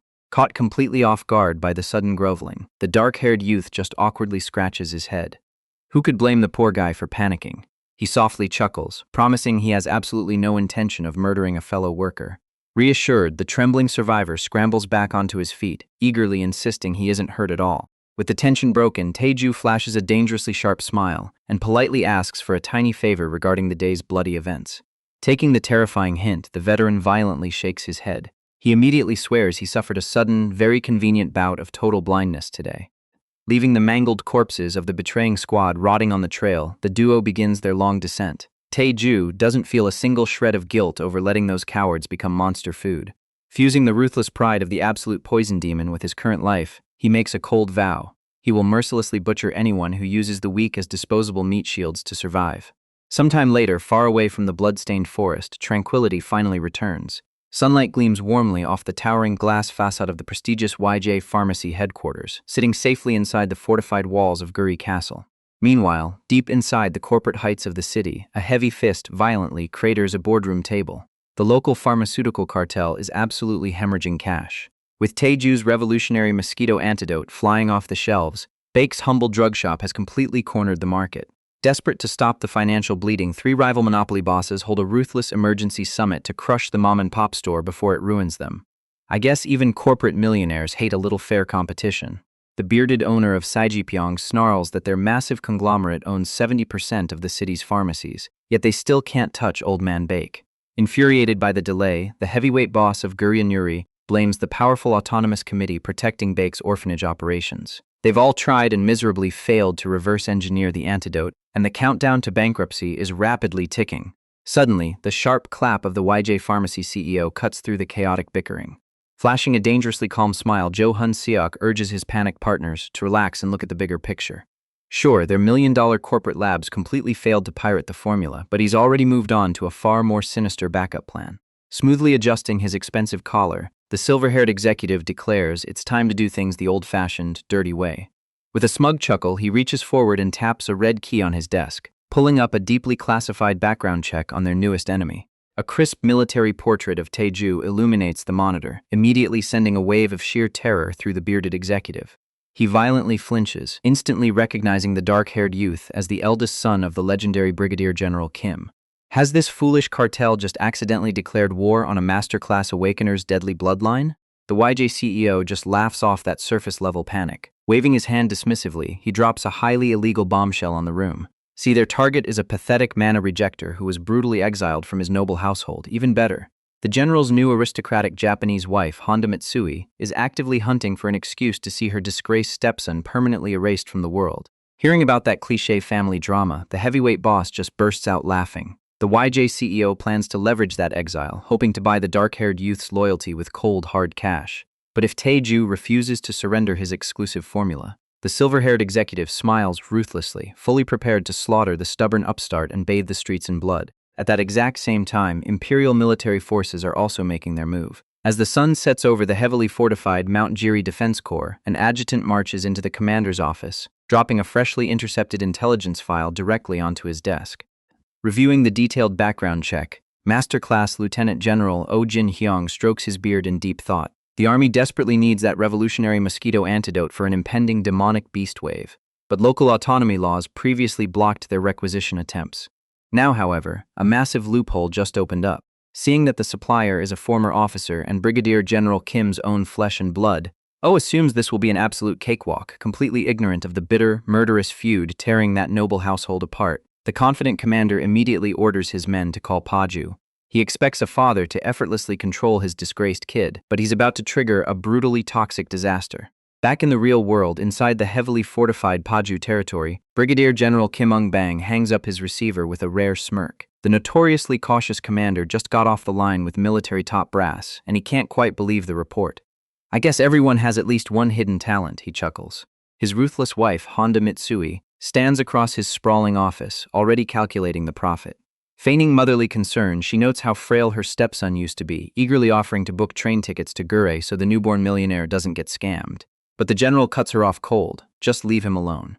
The ambitious noblewoman bristles, lecturing him about severing blood ties so easily. Ung-bang isn't buying it. The boy was erased from their family register long ago. He orders her to find whatever shred of conscience she has left and drop the act. Conscience? That's a hilarious concept for the woman who secretly ordered her stepson's murder. Not that she's sweating it. Her traitorous hitman is already dead, taking all the evidence straight to the grave. Dropping the caring mother routine, the aristocrat finally erupts. She demands Ung-bang call the boy and secure that prized mosquito antidote for the defense corps. Her Kyushu clan won't fund his struggling territory forever. If he wants his long-awaited promotion, he has to exploit his firstborn to secure their other son's futures. But for once, the spineless leader holds his ground. He interlocks his fingers and flatly refuses to be their middleman. Then go ask Taeju yourself. Gritting her teeth so hard they might crack, the furious stepmother turns her back on her husband. Fine. If he won't play ball, she'll crush the kid her own way. She slams the heavy mahogany doors shut behind her, leaving the general alone in the quiet tension of his study. He sinks back into his leather chair, staring up at the ceiling as a genuine smile breaks across his weathered face. He assumed his exiled son had rotted away months ago. Turns out the boy is living like a king in the provinces. The general smiles, genuinely relieved his exiled heir is carving out his own meaningful path instead of rotting away. Hundreds of miles south in the bustling Gure market, that exact heir is living large. Taeju steps into the high-end flame boutique, ready to collect his latest investment. Inside, he gets fitted for a custom trench coat by the shop's resident mage. This isn't just your average streetwear. Woven entirely from premium monster byproducts, the garment boasts top-tier physical defense and climate control while feeling as light as a feather. He even had it dyed a dull gray to keep a stealthy, low profile, but the real masterpiece is hidden inside. Opening the lapel, the newborn poison demon checks the custom-sewn holsters, perfectly tailored to stash his arsenal of blades. Seeing him pack so much steel, the red-haired owner correctly guesses he runs dangerous raids. When Taeju reaches for his wallet to settle the massive bill, she instantly waves him off. She insists the expensive armor is just a small token of gratitude for saving her life earlier. I love seeing our boy get free loot, but Taeju doesn't like owing favors. He knows this specific monster hide fabric was originally reserved for young Yeon-hee, the Baekdu group heiress. The mage assures him she already sourced a replacement for the silver-haired aristocrat, but the young lord still isn't satisfied. Crossing his arms, Tae-ju scans the luxurious showroom. He points from one wall to the other. "I'll take everything from here to there." Flashing a premium black card, he decides the high-end clothes will make great gifts for the local orphanage, effectively buying out her entire inventory. As the stunned mage scurries off, Tae-ju smirks. It's refreshing to meet a genuinely good awakened. But his peaceful shopping spree is abruptly cut short. The boutique's front door chimes, and a sharp-dressed corporate tracker steps inside. The smug intruder zeroes in on the young millionaire, boldly announcing that he's been looking all over for him. Tae-ju just shoots him a bored glare. Jo Hun-seok, CEO of YJ Pharmacy, flashes a predatory smile as he pushes his business card forward. He expects a warm, submissive welcome. Instead, the young millionaire just glares at the scrap of paper like it's radioactive. Tae-ju skips the pleasantries and demands to know how this corporate vulture tracked him down. Hun-seok casually boasts that his syndicate sees everything in Guri. His real motive? He wants a piece of the action. The arrogant executive outright demands Tae-ju supply them with the highly coveted mosquito antidote. The newborn poison demon lets out a dry scoff. Is this a request or a threat? When Hun-seok claims it's just a polite favor, our guy shuts him down cold. I love seeing these arrogant executives get humbled. Tae-ju turns his back on the intruder, flatly refusing to break his exclusive contract with Bag Hong-pyo. Desperate to secure the monopoly, Hun-seok offers a staggering 5 billion won for the raw formula. But Tae-ju casually brushes the fortune off as literal pocket change. His fragile pride bruised, the ruthless executive snarls a thinly veiled threat about how dangerous life in the provinces can get. Tae-ju just tells him to watch his step on the way out. Did this corporate suit really think a few empty words would intimidate an actual raid survivor? When the boutique owner finally returns to the showroom, she notices the tense atmosphere. Tae-ju flashes an innocent smile and brushes the encounter off. Just a pesky peddler, he claims. But outside the shop, the humiliated CEO is practically foaming at the mouth. You don't disrespect YJ Pharmacy and get away with it. Pulling out his phone, Hun-seok dials his underground enforcers. If the kid won't sell the formula willingly, they'll just have to extract it by force. Later that evening, at the outskirts of the city, the sun sets over a massive skeletal construction site. This sprawling plot is destined to be Tae-ju's new fortified mansion. The young lord strolls up to the scaffolding loaded down with premium shopping bags, greeting his rugged site manager with a cheerful grin. But his peaceful evening is an illusion. A corporate hit squad is already marching his way. At the sunlit construction site, Tae-ju drops his mountain of luxury shopping bags. He casually donates the high-end boutique's entire inventory to his site manager to clothe the local orphans. Overwhelmed by the newborn poison demon's generosity, the rugged foreman practically bawls tears of joy. He eagerly swears eternal loyalty to his saintly employer. With the charity drop complete, the young lord surveys the skeletal steel of his rising fortress. He informs his trusted manager that he is finally accepting his previous business proposal. Meeting that arrogant corporate tracker from YJ Pharmacy earlier today was a crucial wake-up call. It harshly reminded Tae-ju exactly how vulnerable an awakener gets in this ruthless society if they lack institutional power to back up their physical strength. To crush his competitors, he announces the official founding of his very own pharmaceutical empire. He leaves the heavy lifting of the compound's construction to his loyal foreman. Until the corporation's legal paperwork is finalized, the provincial millionaire plans to vanish into temporary seclusion. He needs absolute silence to synthesize a highly classified arsenal of new drugs. It is a brilliant, intimidating master plan. Except the newly minted CEO is secretly sulking in the dirt. I guess it really stings when you drop billions on a custom-tailored, monster-hide trench coat and absolutely nobody compliments your expensive new drip. See, to build a pharmaceutical empire, you need an untouchable foundation. That foundation is the primordial formless poison spirit art. Crafted by the strongest man in Marim, Tangunak, this signature technique fuses basic 5-element qigong with elite martial enlightenment. It's structured as a rigorous 10-tier pyramid of venomous mastery. Initiates start by creating poison essence and antidotes. But at the absolute peak, grandmasters project toxic sword qi and unlock the ultimate state of the poison body. Once an awakener shatters that 10th star's ceiling, they achieve total enlightenment. This breakthrough violently manifests the actual poison spirit itself, surrounding the user in a terrifying vortex of telekinetic blades and suffocating pressure. It's an absolute massacre. This state unlocks the devastating rain of myriad blossoms. It's the exact same barrage the ancient master used to literally melt the demonic cult's ruler into an unrecognizable puddle. Flash forward to the present day, deep inside the Jurisan monster zone. That terrifying legacy is finally being put to a violent test as a massive pillar of emerald energy annihilates the tranquil forest canopy. The newborn poison demon dive bombs out of the sky, plunging straight toward a hulking predator. Taeju takes a sharp breath, narrowing his eyes as he channels every ounce of his toxic ki into a lethal downward strike. He crashes down like a venomous meteor, driving his dagger completely through the monster's reinforced skull. The sheer force of the toxic impact detonates with a sickening crunch, violently blasting the massive carcass backward before it collapses lifelessly into the dirt. Dusting himself off, the CEO lets out a heavy sigh. He complains that this so-called poison claw wildcat is easily the size of a tiger, and its hide was so unnaturally thick his blade barely left a dent. Sitting at just the third star of the poison spirit art, Taeju considers his current strength, barely hovering around a first-rate martial artist. Absolutely pathetic. It's a shameful bottleneck. That's exactly why the ambitious executive isolated himself in these treacherous woods. He's out here to forcefully harvest and absorb lethal monster venom. Ripping a glowing purple core straight from the dead cat's socket, he smirks. Sharing Tangunak's centuries of knowledge, this isn't a struggle. It's a violently easy review session. The reborn executive knows his ancient mind holds absolute martial perfection, yet his frail modern body just couldn't survive the agonizing strain of rapid cultivation. But now, his physical vessel has completely stabilized. He is entirely done being stuck as a third-rate weakling. To shatter that humiliating bottleneck, the ambitious CEO needs premium toxins, and his next victim is already marked. Creeping silently through the dense foliage, Taeju locks his glowing eyes onto a spore-poison water deer. The bizarre monster looks completely docile, grazing peacefully while sporting twin translucent humps on its back like a mutated camel. But in the Jirasan monster zone, passive prey is a lethal illusion. The awakener bursts from the shadows in a blur of motion, executing the beast before it even registers his presence. The true danger triggers the exact second the creature's heart stops. With a sickening pop, the deer's humps violently detonate, instantly flooding the entire clearing with a dense cloud of microscopic neon-purple spores. It's a flawless biological booby trap. Any sane raider would be sprinting for their lives right now, but the venomous executive simply strides right into the suffocating epicenter without flinching. He casually catches one of the floating biological bombs on his index finger, watching it hiss and pop with concentrated vapor. This is supposedly the exact same terrifying neurotoxin known to literally melt through military-grade gas mask filters in seconds.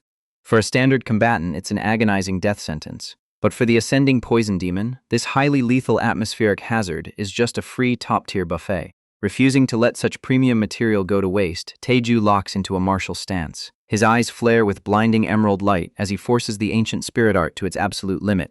He becomes a living vortex, telekinetically dragging every single airborne spore from the forest and violently compressing the purple fog into a terrifyingly dense sphere of raw, toxic aura.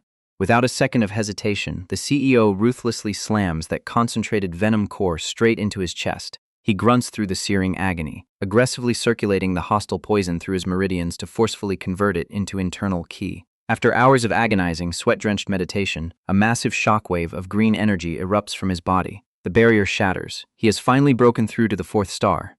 Stabilizing that massive influx of biological horror is no joke, but the reborn CEO forcefully subjugates the rampant energy. Sitting in the quiet aftermath, he realizes this modern world is an absolute goldmine. Earth boasts a terrifying ecosystem of uncatalogued venom that the ancient Murim masters never even dreamed of.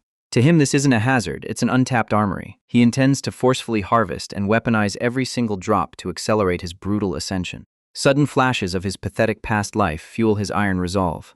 Getting brutally battered by monsters and humiliated by that traitorous platoon leader, Jang In-dong, left a deep scar.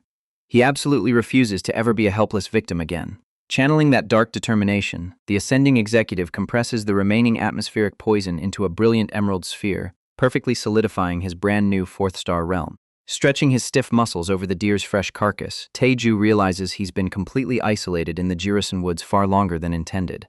Not only did he shatter his agonizing bottleneck, but he also flawlessly reverse-engineered the beast's lethal neurotoxin into a highly valuable antidote. Still, the looming threat of YJ Pharmacy's impending corporate sabotage pushes the ambitious awakener to immediately march back to civilization. Half a month after he seemingly vanished off the grid, the venomous executive finally returns to the city.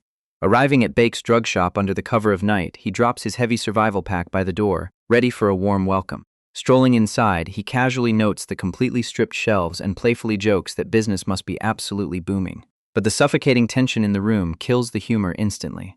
The veteran pharmacy owner, Bak Hong Pyo, and Lee Ha Newell just look incredibly drained. They nervously admit they were terrified when Taeju went completely silent. Frowning at the barren storefront, the CEO apologizes for isolating himself to develop new drugs. He demands to know what caused this grim atmosphere. Could his corporate enemies have already made their move? The old man sighs heavily, revealing a massive death blow. The regional pharmaceutical reps officially blacklisted them, ruthlessly confiscating every single pill they had in stock. The weary pharmacist reveals the dirty details. The autonomous committee officially demanded their proprietary ingredient list, claiming they need to investigate dangerous side effects. Taeju immediately recognizes the playbook. It's definitely Jo Hun-seok pulling strings from his comfortable committee seat. If they refuse the audit, they face a total sales ban. Taeju crosses his arms, realizing this corporate sabotage is just the opening volley. His eyes flare with predatory light. In his past life, he let garbage step all over him. But the ascending poison demon absolutely refuses to compromise with scum. He vows to brutally crush them first. Turning to the veteran owner, the CEO gives a ruthless order to ram straight into the enemy's trap. The old man blinks in sheer confusion, but Taeju just smirks. If the greedy committee claims their miracle drug is so dangerous, then the solution is beautifully simple. He commands Baek to pull down the iron shutters and completely halt all sales immediately. Let the desperate market tear those corrupt politicians apart. At the Giving Back's orphanage, the chilling night air is suddenly thick with the mouth-watering scent of roasting meat. While his enemies furiously scramble in the dark, the newborn poison demon calmly treats the local kids to an absolute feast. The veteran pharmacy owner, Baek Hong Pyo, happily grills the massive slabs, temporarily putting their looming corporate war on pause. Taeju casually stabs a piece and takes a hesitant bite. His stoic facade completely shatters. The rich taste elevates his senses so aggressively he looks like he's ascending straight to a culinary heaven. This isn't just regular beef. This is the flesh of the legendary spore venom water deer, renowned as the absolute greatest delicacy across the entire Samon Empire. Because nobody in the past knew how to properly neutralize the lethal toxins, the ancient emperor selfishly monopolized every single discovered carcass for his royal plates. Honestly, who wouldn't want to weaponize their dinner? Today, our scheming lead is practically throwing a parade for his past self. Weaponizing this highly toxic beast for his next major antidote project was a tactical masterpiece. The flavor is dangerously addictive. See, his initial agenda was just a straightforward rescue mission to stop innocent civilians from violently choking on spores during the upcoming magical beast wave. But watching the orphans aggressively gorge themselves, a ruthless side hustle forms in his mind. If he continuously bribes the meat-obsessed ancient ruler with this refined supply, he might just extort some grandmaster swordsmanship lessons out of the deal. The wholesome dinner party doesn't stay peaceful for long. Hong Pyo nervously clears his throat, incredibly grateful for the exotic venison but sweating bullets over their current standoff. He fully grasps how fearsome this newly crafted drug is. The anxious veteran demands to know if it's truly safe to keep their business completely boarded up while the committee prepares to execute them financially. The cunning boss just smirks confidently around another mouthful of meat, ordering the old man to trust his vicious process. Why should they panic right now? If he violently starves the market of the one cure they desperately need, it's definitely not his faction that bleeds out first. By sunrise, heavy footsteps are already echoing menacingly outside their aggressively locked doors. Outside the boarded-up pharmacy, the desperate hunters are already fuming. It's been 5 excruciating days without a single drop of the cure hitting the shelves. Park Jin-soo, the veteran raid leader, shakes with sheer outrage as he overhears whispers about fatal side effects. Having personally tested the flawless drug, he knows the greedy autonomous committee is just fabricating lies to steal the recipe. How are his men supposed to survive the deadly wilderness now? Before the veteran can whip the mob into a full-blown riot, he violently flinches at a sudden chill. A formidable vigilante leader employed by the corrupt elite casually steps into the street. The imposing swordsman coldly announces the standing committee's absolute decree. All antidote sales are strictly prohibited until the secret formula is surrendered for analysis. He orders the noisy rabble to pack up and get lost. Jin-soo fiercely refuses to back down. He boldly barks back at the elite enforcer, demanding to know how frontline fighters are supposed to hunt without their lifeline. The haughty swordsman merely smirks at the outburst. Then, a terrifying pressure erupts from his body. The elite master glares down with murderous disdain, asking since when mere trash dared to lecture him. Is the entire neighborhood begging to be slaughtered? The overwhelming aura instantly silences the protesting crowd. The dark-clad swordsman sighs, deciding the street trash isn't even worth dirtying his blade for. But as the terrified civilians scatter like roaches, the defiant raid leader suddenly realizes his backup has completely vanished. He is standing awkwardly alone. Annoyed by the lingering bug, the dark-haired master slides his glowing blue blade just a fraction out of its sheath. He softly dares the lone veteran to match his amusing words with actual strength. Jin-soo doesn't hesitate for a second. He screams a desperate apology and breaks into a pathetic, cowardly sprint down the avenue. With the annoying pest finally gone, the lone enforcer lazily clicks his weapon back into place. Honestly, he couldn't care less which greedy faction controls the medicine. But being treated like a disposable errand boy is severely testing his patience. The corrupt pharmaceutical rep's blatant manipulation of the standing committee is about to earn him a very bloody reality check. While the street-level enforcer deals with the angry mob, the real mastermind is already celebrating his premature victory. Safe inside his luxury sedan, the corrupt pharmaceutical rep, Jo-hun Seok, gleefully thanks the committee secretary for leashing their troublesome vigilante. The arrogant suit firmly believes that violently locking down the pharmacy will completely bankrupt our defiant hero. He snickers into his phone, bragging that the stubborn medicine peddler won't last a single week under this brutal financial siege. His enemies are absolutely certain they've won the war, smugly declaring he'll break unless money suddenly starts falling from the sky.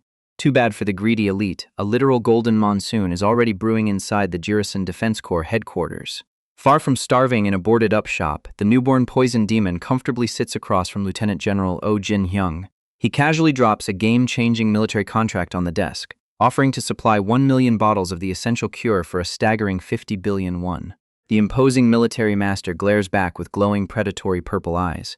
A bead of nervous sweat rolls down Taeju's cheek. Did he push the standard civilian pricing too aggressively on a Grand Master Awakener? The veteran general's terrifying aura practically darkens the entire office, looming like a thundercloud ready to snap a neck. Instead, his smiling adjutant cheerfully whispers that the formidable commander is actually in a fantastic mood.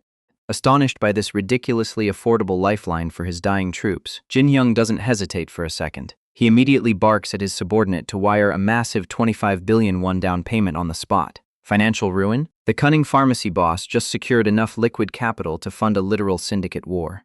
Before the lucrative military deal concludes, Taeju calmly raises his teacup to pause the transaction.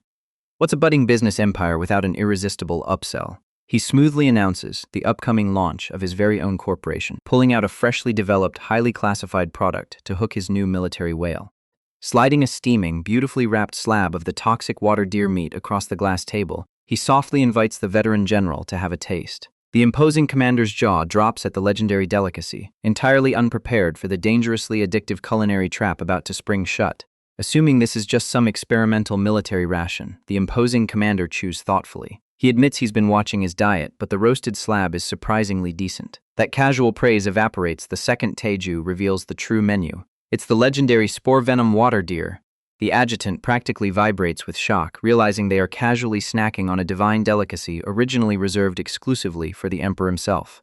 Thoroughly impressed by the budding CEO's endless resources, Jin-hyung's glowing eyes lock onto his new favorite supplier.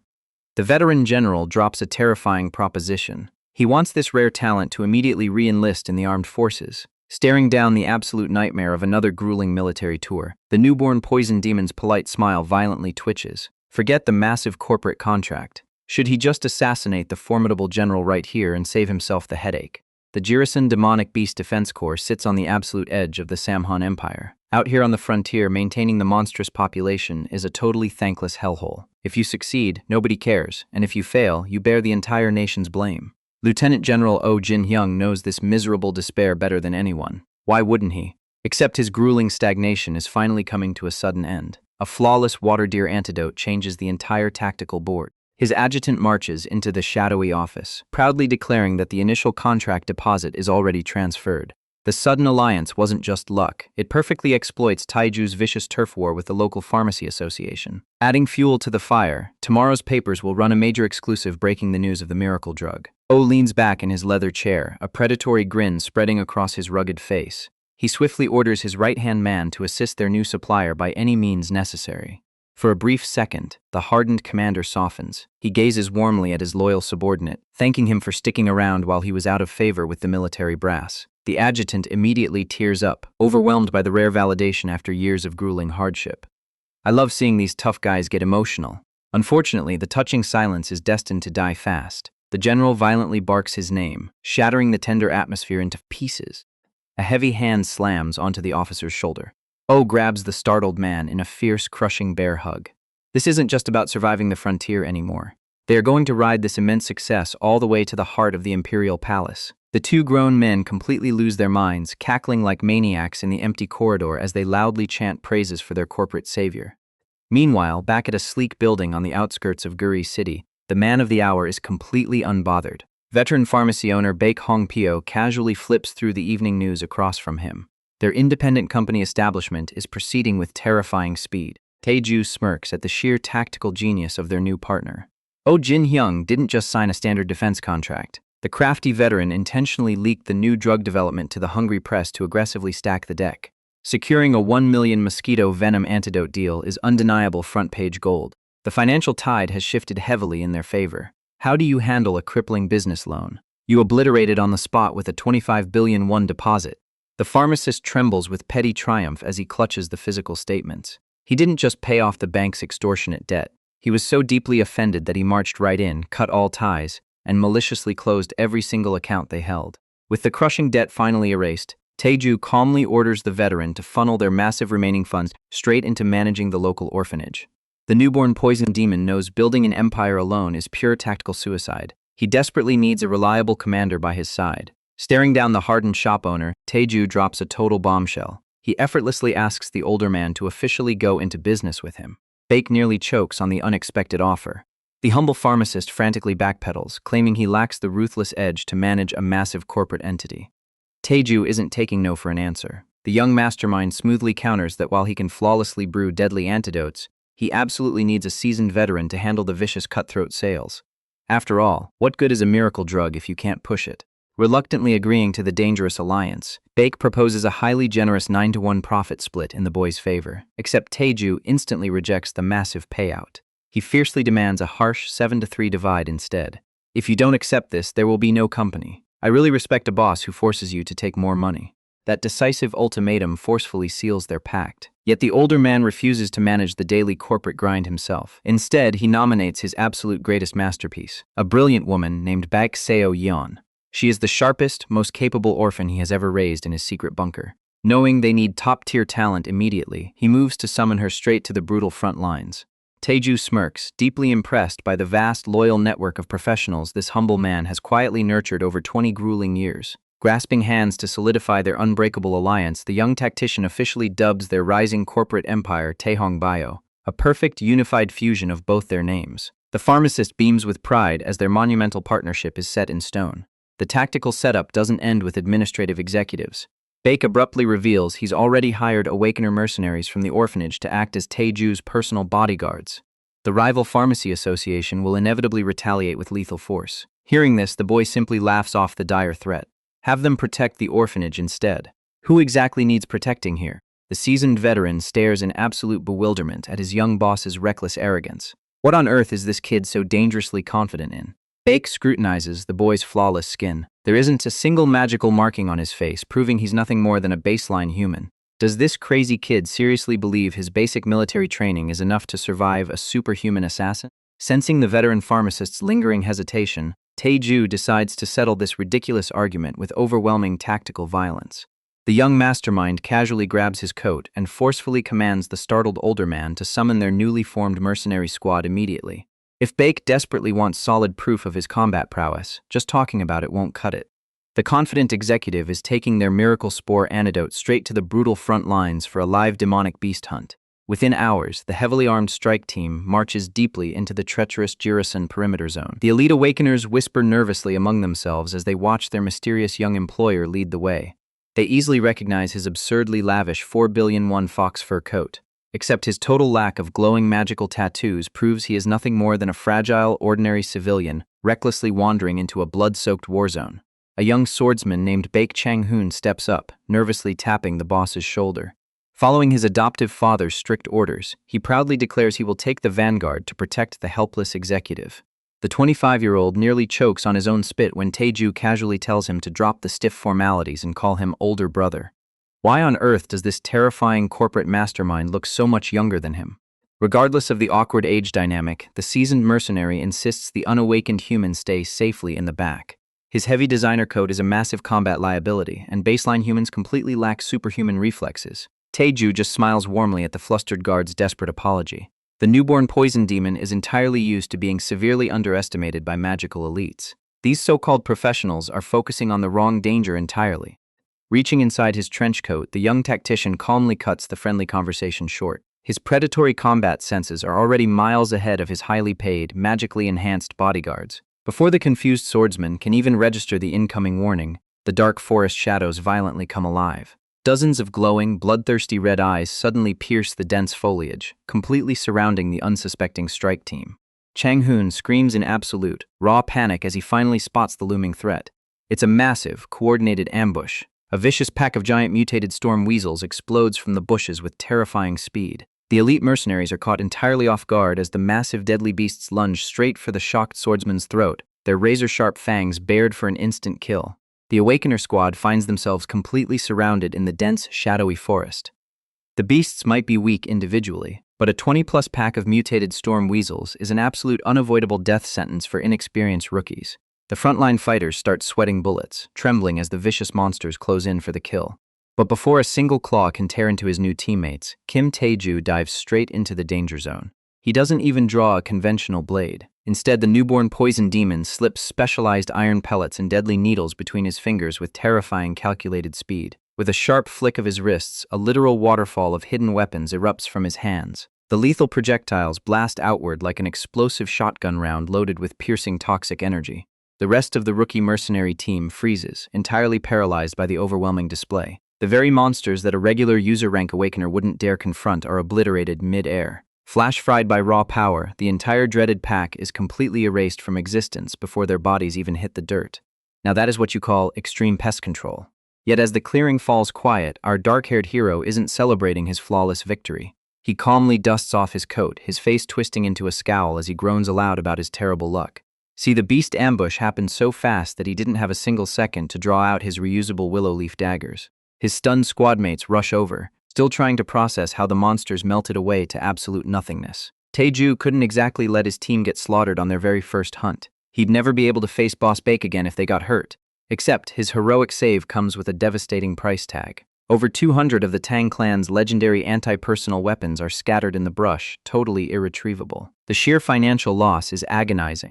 The sudden blow to his mercenary wallet hurts way more than any monster's bite ever could. He mentally curses his current limits, desperately wishing he had unlocked the 7th star of his poison spirit art to magnetically recall the pricey gear. While Tae-ju mourns his bank account, his bewildered teammate nervously steps up. Staring at the horrific carnage, the Awakener gulps and asks the ultimate question. Is Tae-ju actually a disguised martial arts master? Because nothing else explains this godlike power. Tae-ju completely brushes off the wild martial arts accusations. The newborn poison demon flatly denies being any sort of official Awakener, yet smoothly steps up to take absolute command of the perilous operation. The bewildered rookie leader stammers out a desperate question about his true identity, totally baffled by this absurd situation. Regardless, the young swordsman quickly falls in line behind their disguised bodyguard. Deeper into the dense, shadowy brush, the squad spots their next high-value target. A heavily mutated water deer lazily grazes in a quiet clearing, utterly unbothered by the approaching humans. The squad instantly recoils in sheer panic. They are completely confused as to why their fearless guide is leading them straight toward a highly toxic nightmare. Tae-ju merely smirks at the arrogant, bubbly creature. He points out that the beast is fully aware that regular hunters avoid it like the plague due to its lethal biological weapons. Tossing a round of unreleased, experimental antidotes to the terrified rookies, he drops a massive bombshell. Are they seriously supposed to fight that thing? He orders the weak squad to hunt the deadly monster down themselves. The young swordsman stares at the sketchy plastic bottle, trembling slightly. He sweats bullets over whether this unproven clinical trial medicine will actually keep his internal organs from melting into soup. But remembering how this powerful man is business partners with his own father, the desperate rookie chugs the foul liquid.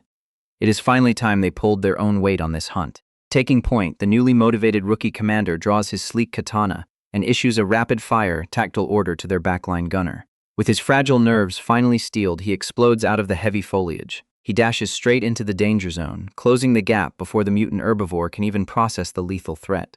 But mutant beasts don't just roll over and die without a brutal fight. The startled water deer immediately unleashes a deafening, ear-piercing screech. The violent sonic blast forces the rest of the squishy backline to collapse to the dirt. They desperately clutch their ringing ears as the agonizing shockwave violently rattles their brains. Our frontline fighter violently pushes right through the agonizing sound. Channeling a massive burst of raw, crackling mana into his blade, the rookie launches himself into a devastating aerial strike. His glowing katana shears cleanly through the beast's thick neck, sending its severed head bouncing right off his heavy combat boots. Now that is a flawlessly clean execution. The brutal decapitation triggers a devastating final trap. The severed head suddenly detonates mid-air, unleashing a massive blinding cloud of highly toxic pink spores over the clearing. The terrified rookies are caught dead center in the blast radius. They brace for the absolute worst. The inexperienced hunters fully expect their internal organs to violently liquefy into absolute mush. Yet the panicked screaming quickly turns into bewildered, breathless laughter. Taeju stands perfectly calm amidst the lethal fog, watching his experimental medicine work a literal miracle. The young frontline fighter checks his own breathing, completely stunned to find his lungs aren't melting at all. The foul clinical trial liquid actually offered absolute biological immunity against the beast. The newborn poison demon strides right through the lingering chemical nightmare like he owns the forest. He casually reminds the awestruck squad that without its biological weapons, that feared monster is just loud target practice. Fully humbled, the rookie swordsman eagerly bows to his disguised master. They are finally ready to hunt as a real unit. But before pushing deeper into the dense perimeter, Taeju flashes a calculating smirk and orders them to start butchering the meat. See, the young mastermind knows exactly how the Awakener economy works. The second his flawless antidote hits the open market, these deadly beasts are going to be hunted to near extinction. Talk about securing a ruthless early monopoly. Meanwhile, far away from the blood-soaked wilderness, a totally different kind of ruthless battlefield is brewing. Deep inside the towering Mercenary Group headquarters of New Seoul, the cutthroat corporate grind is suddenly interrupted. The youngest rising star of the Strategic Planning Office, Baek Seo-yeon, is abruptly called away from her glowing monitors. A balding, slimy deputy manager slithers over to her cubicle. He immediately interrogates the young executive about her direct ties to veteran pharmacy owner Baek Hong-pyo. When she cautiously confirms she grew up in his orphanage, the sleazy boss's smile turns dangerously malicious. He ruthlessly strips the talented manager of every single active project on her desk.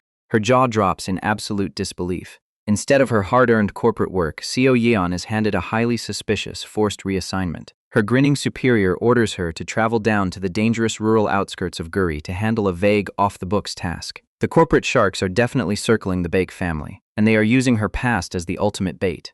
With a sickeningly sweet smile, the sleazy manager leans in close to demand his highly suspicious personal favor. The trap is officially set. The slimy corporate suit corners Baek Seo-yeon at her desk, flashing a predatory, unsettling grin. He practically shoves a freshly printed newspaper into her face, tapping directly on the headline. Taeyoung Bio just scored a highly lucrative military contract for the spore venom antidote, and he wants a piece of the action. When Seo-yeon plays dumb about the news, he drops a massive bombshell. Her father's humble drugstore is actually a secret subsidiary of the giant corporation. He orders her to head to Guri immediately, stay close to her dad, and dig up the antidote's top-secret manufacturing formula. Her eyes narrow in disgust. Did this shameless sleazebag seriously just ask her to act as a corporate spy? She will never betray her own flesh and blood. Right on cue, her cell phone buzzes on the desk, displaying an incoming call from her father. The manager crosses his arms, impatiently demanding she keep it brief. His arrogance is absolutely suffocating. Keeping her cool under the intense pressure, she picks up the receiver. The impatient suit sighs heavily, wading through her unusually quiet and cryptic conversation. Finally, she ends the call and looks him dead in the eye. With a perfectly straight face, she tells him she's made her decision. She will gladly head to Gure. Assuming he's secured his puppet, the ecstatic manager reaches out to snatch her ID lanyard to discuss the dirty details. But Seo-yeon viciously yanks her badge away, sending the startled suit stumbling backward like a tipped cow. Flashing a radiant, defiant smile, she happily announces she's quitting this trash company. She isn't about to sell out her family for a middle management loser. Watching a bad boss get humbled is priceless. As she confidently struts away, the furious manager jumps up and down. He screams nasty insults about her being an orphan, but she casually brushes him off. Later that night in Gure City, the true players are already making their moves. Inside an unassuming building owned by the newborn poison demon, Kim Tae-ju calmly oversees his own covert operation. A busy crew of workers packs up heavy sacks. The real war is about to begin. At the covert warehouse, Kim Tae-ju wraps up the night's heavy lifting. With the valuable supplies secured, he orders his exhausted crew to head back and get some sleep. When one of the men anxiously brings up the boss's personal security, the newborn poison demon just scoffs. He commands them to focus entirely on protecting the orphanage instead. Sure, nobody in their right mind would dare attack Guri's only sanctuary for children and risk public execution. But as Taeju watches his reliable allies disappear into the dark forest, he knows this world is swarming with unpredictable lunatics. Having a fiercely loyal vanguard is the only way to survive the coming corporate war. Stepping into the elevator, the young chairman quietly outlines his next massive moves. Once his corporate structure is locked in and a dedicated staff handles the raw ingredients, he'll finally have the breathing room to pioneer entirely new, devastating venoms. He only ever wanted enough cash to settle down, but his empire is rapidly spiraling out of control. The elevator dings on the 5th floor, spilling him into a pristine, high-end hallway. Unlocking his door, the ruthless innovator lets out a soft sigh. Having a luxurious place to call his own still feels completely alien. Tossing his coat aside, the heavy weight of his turbulent past suddenly catches up with him. See, he wasn't always this untouchable powerhouse. Born as a useless mana reject, he was brutally exiled to the deadliest military front by his ruthless Japanese stepmother to die. But against all odds, he inherited the soul of Tangunak, clawed his way to this frontier city, and built an absolute fortune from scratch. Collapsing onto his massive new bed, Taeju stares out at the glittering city skyline. The sheer wealth is nice, but meeting trustworthy allies along this brutal journey has been his true greatest triumph. This quiet territory is just his foundation. He is going to conquer the entire market. But peace is always a fragile illusion for a rising king. Down below on the quiet streets, a pair of heavy boots steps out of the shadows, locking onto his facility. His enemies aren't waiting for morning to strike. Down on the quiet streets, a crew of thugs closely cases the perimeter. Their leader, a petty local villain named Ma Sang-sik, glares up at the pristine property with bitter jealousy. It drives him crazy that a total newbie is already buying up prime real estate. His lackey helpfully points out the young chairman bought the place using enormous profits from his runaway hit mosquito antidote. Sang-sik viciously smacks his subordinate down, barking that he already knows about the soaring sales. He bitterly complains that if a powerful figure named CEO Joe hadn't explicitly ordered this hit, he would gladly kidnap the rich brat and steal the lucrative formulas for himself. Sadly, this rookie gang desperately relies on Joe's illicit drug supply to survive. They have no choice but to follow orders. Moving quickly, the thugs professionally pick the front lock and creep up the darkened stairs. Stacking up outside Taeju's 5th floor door, Sang-sik firmly whispers their brutal game plan. They just need to silently jab the sleeping target with a heavy narcotic syringe, wait for his head to spin, and toss his limp body into their getaway car. These amateurs have no idea who they're messing with. A massive goon slips into the pitch-black bedroom, gripping a glowing purple syringe like a deadly dagger. Creeping up to the edge of the mattress, the brutal intruder looms over his target and raises his arm high. With a savage sneer, he violently drives the needle straight down toward the sleeping chairman's vulnerable neck. Smack! A lightning-fast hand shoots out from the shadows, catching the thug's wrist in an unbreakable vice grip.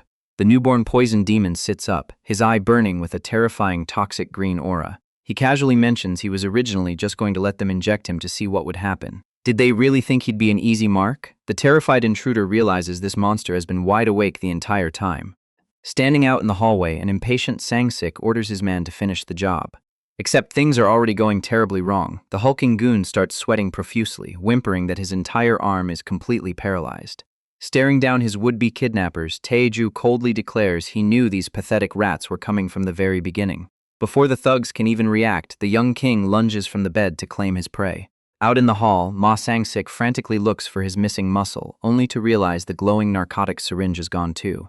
The newborn poison demon casually strolls out of the shadows, confronting the terrified amateur thugs. Staring down the intruders, the supposedly helpless rookie smirks. He forgot to mention he absolutely hates needles. Spinning the stolen weapon on his finger, the young chairman wonders aloud if the heavy narcotic works just as well when swallowed. Furious at the blatant disrespect, the petty gang leader snarls. How dare this cocky mana reject steal his premium stash and run his mouth? Honestly, these thugs are way out of their league. Their tough guy act crumbles into sheer horror when Taeju casually squirts the raw, uncut drug straight onto his own tongue. A terrifying surge of dark, toxic energy erupts from the grinning executive. His eyes ignite with a crackling purple aura. Licking his lips, he coldly smiles. This poison is pretty effective. Do they have any more? Rumors have long whispered that a shadow syndicate in the Guri slums is distributing highly addictive narcotics, shielded by untouchable elites. But to the newly awakened poison demon, the illicit purple serum isn't a threat. It's an all-you-can-eat buffet. See, in his past life, the legendary Tangunak conquered every lethal extract known to the martial world. Channeling his 4th stage arts, Taeju locks his grip onto the gang leader's skull and brutally rips the raw narcotic essence straight out of the man's bloodstream. Viridian energy surges into his own veins, refining his toxic core. The helpless brute gasps, utterly bewildered by the impossible extraction. Looking down with eyes like a morgue freezer, the martial artist demands a name. Tell me who sent you. Terrified, the bruised thug stammers that his bosses will kill him if he talks. Taeju doesn't miss a beat. Fine, he murmurs, stepping into striking range.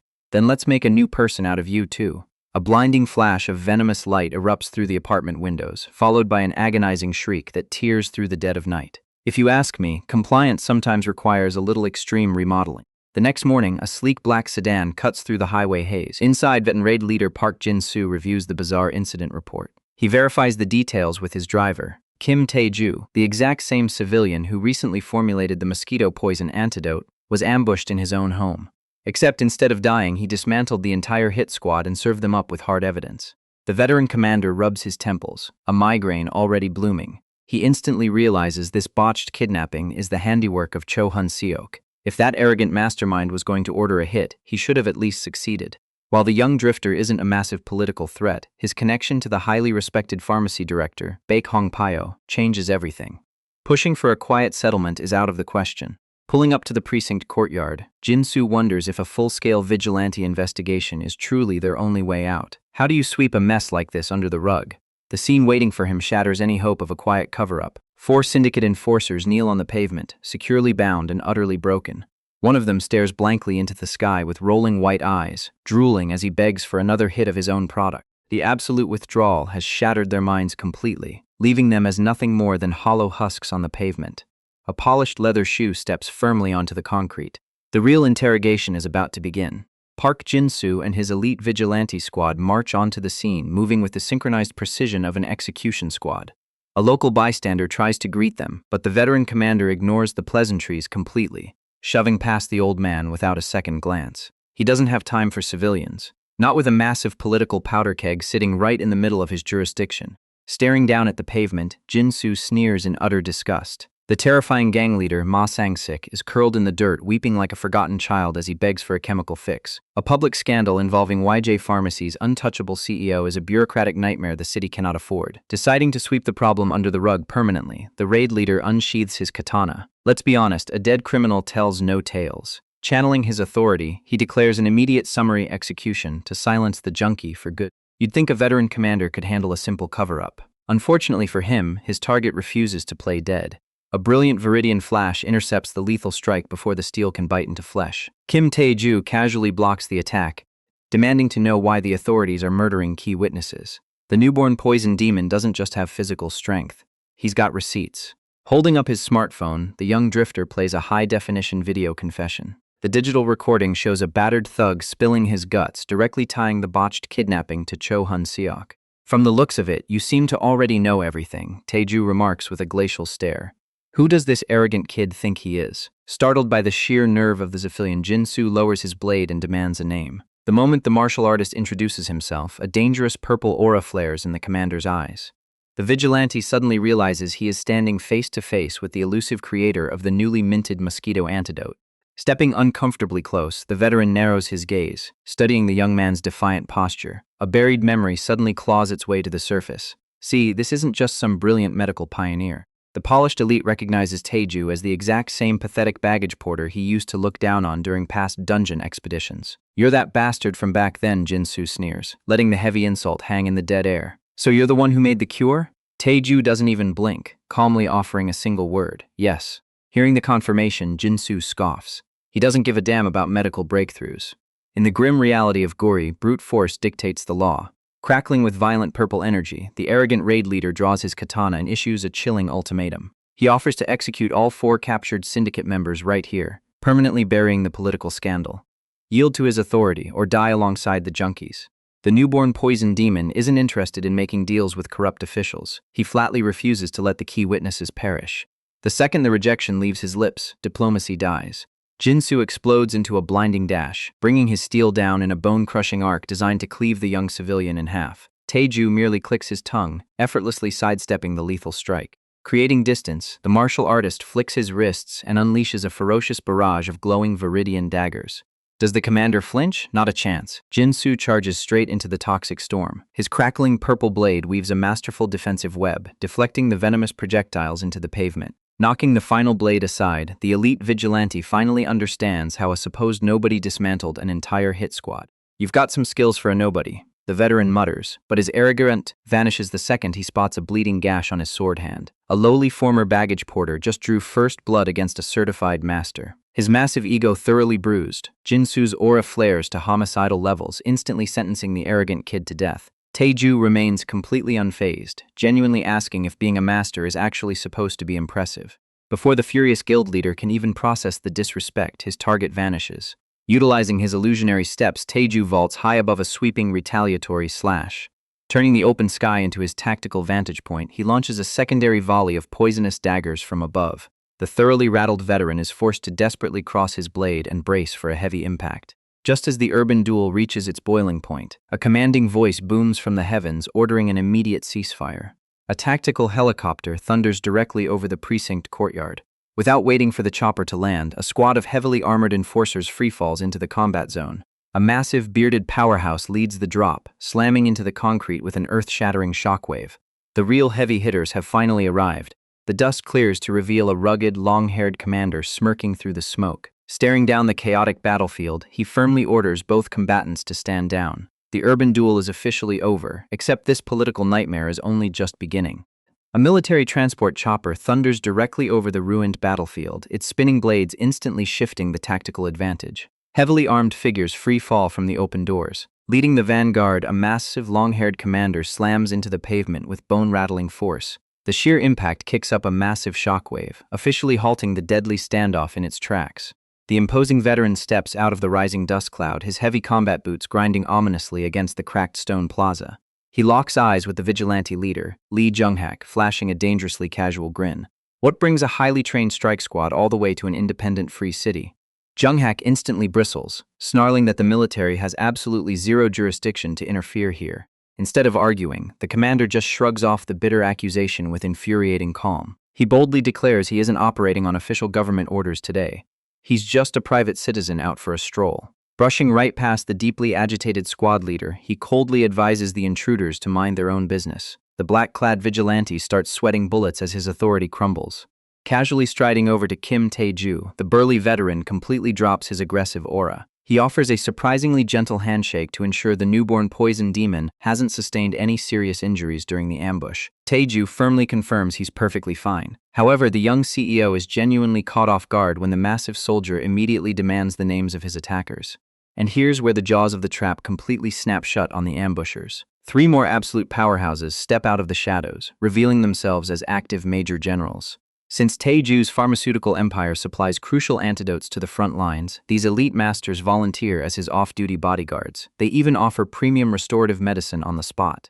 Jung-ek grinds his teeth to dust as the terrifying reality of his situation finally registers.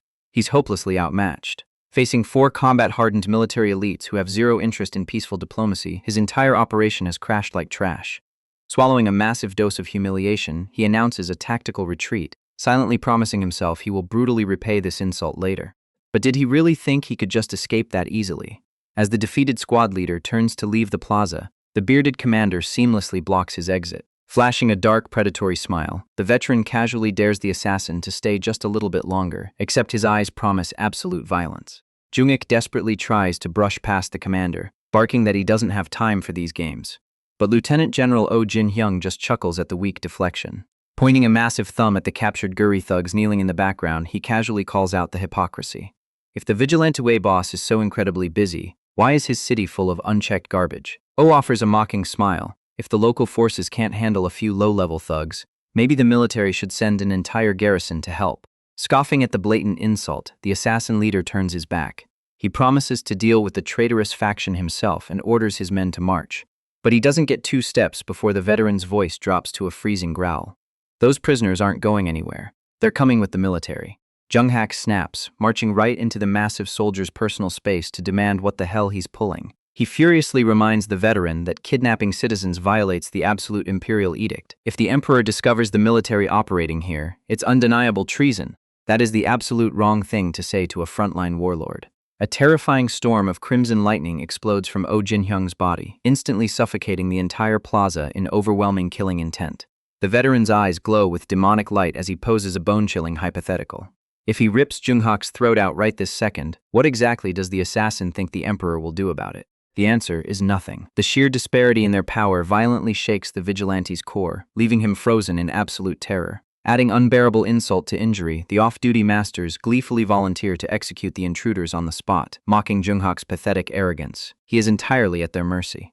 Trapped in an unwinnable nightmare, the defeated boss grinds his teeth until his jaw aches. Swallowing his completely destroyed pride, he barks at his remaining men to get in the cars immediately. As the assassins flee with their tails between their legs, the burly commander casually dismisses the retreating convoy. Guri has worshipped that weak fool for way too long. With the hostile forces finally cleared out, Kim Tae-ju steps up to sincerely thank the lieutenant general for the flawless rescue.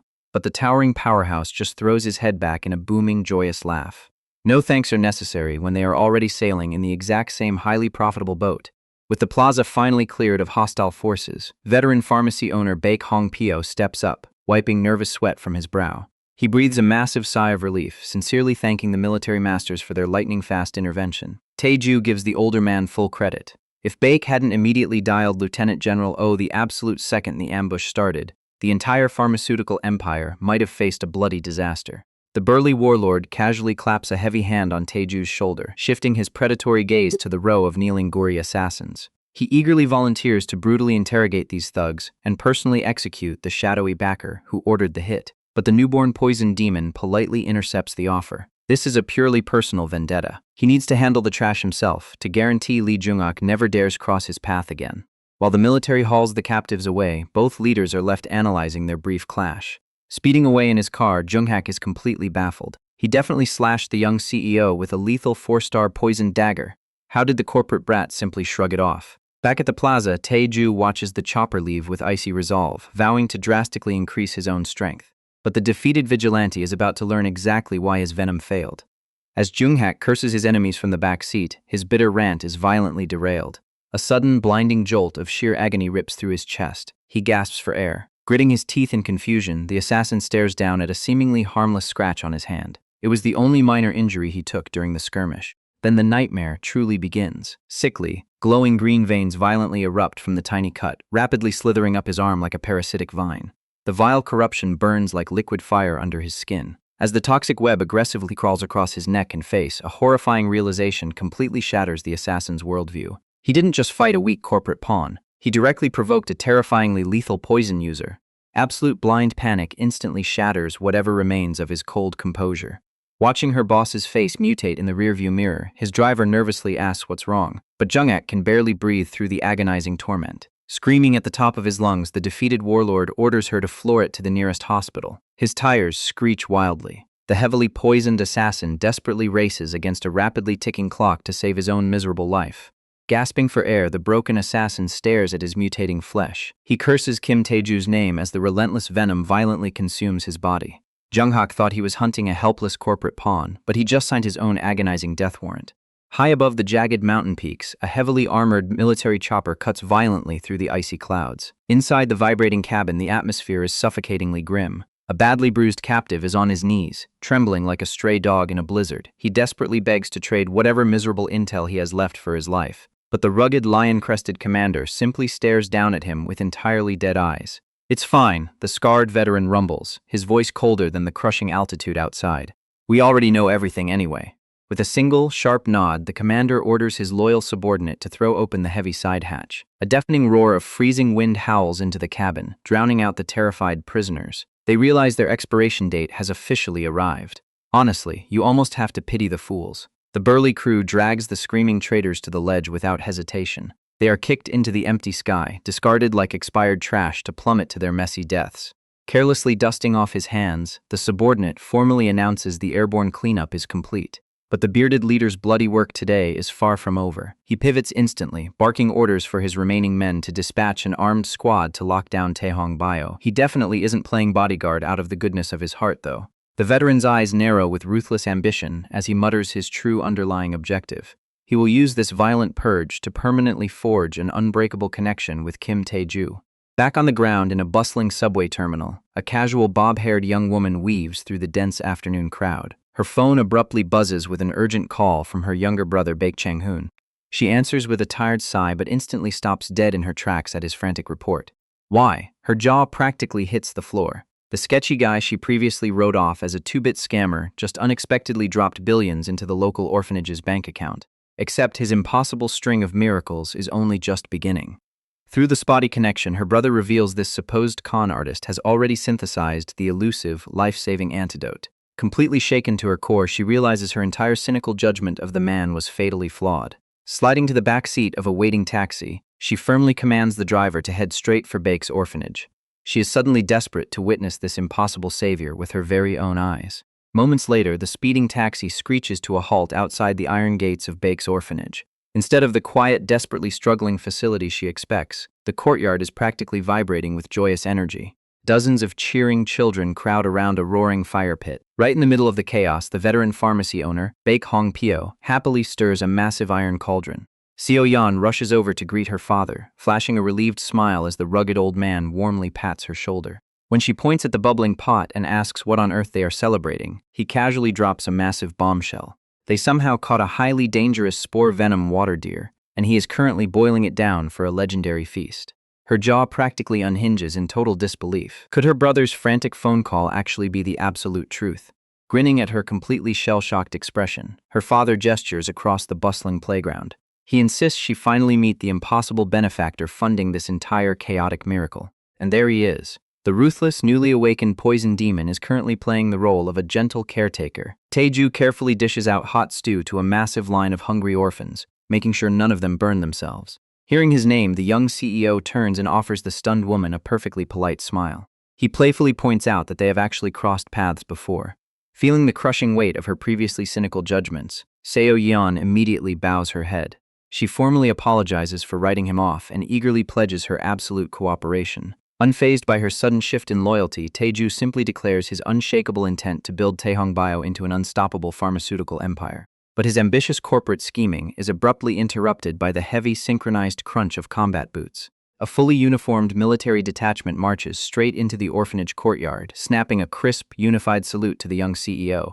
Major Du Min-soo aggressively barks that 20 armed soldiers have officially arrived to lock down Taehong Bio's security.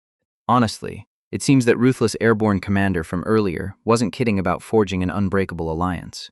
Amused by this incredibly heavy-handed protection detail, Taeju flashes a confident grin.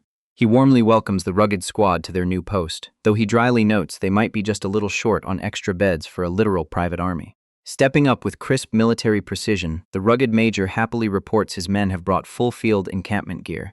The young CEO firmly grasps his hand. He officially entrusts the facility's safety to the seasoned officer. Min-soo fiercely pledges his life to the cause, but his stoic demeanor shatters when Taeju casually offers them a legendary feast of water deer soup. And really, who could blame him? The prospect of premium monster meat is simply too good to pass up.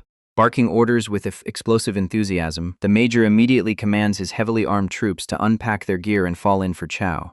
Watching the chaotic but heartwarming scene unfold across the courtyard, the newborn poison demon allows himself a quiet moment of profound satisfaction. He isn't fighting alone anymore. Through sheer cunning and ruthless ambition, he has successfully forged a powerful, loyal faction of his very own. Meanwhile, inside the imposing walls of Guri Castle, a far less cheerful gathering is taking place. Sitting alone in an opulent conference room, a disgraced pharma executive is brutally grilled by the autonomous committee over his corporate crimes. Accused of rampant price fixing, ruthless blackmail, and illegal lobbying, the cornered businessman has absolutely no way out. Sweating profusely under the crushing scrutiny, he bitterly confesses to every single charge. Stomping furiously down the grand hallways, the corrupt boss seethes over his catastrophic downfall. The very same greedy elites who happily gorged themselves on his dirty money have now shamelessly discarded him. With his shady backers has officially expired, Kim Tae-ju is still miraculously breathing. His massive empire has completely collapsed. I guess there really is no honor among corporate thieves. Marching into the underground parking garage, he decides his only surviving option is to flee the city until the heat dies down.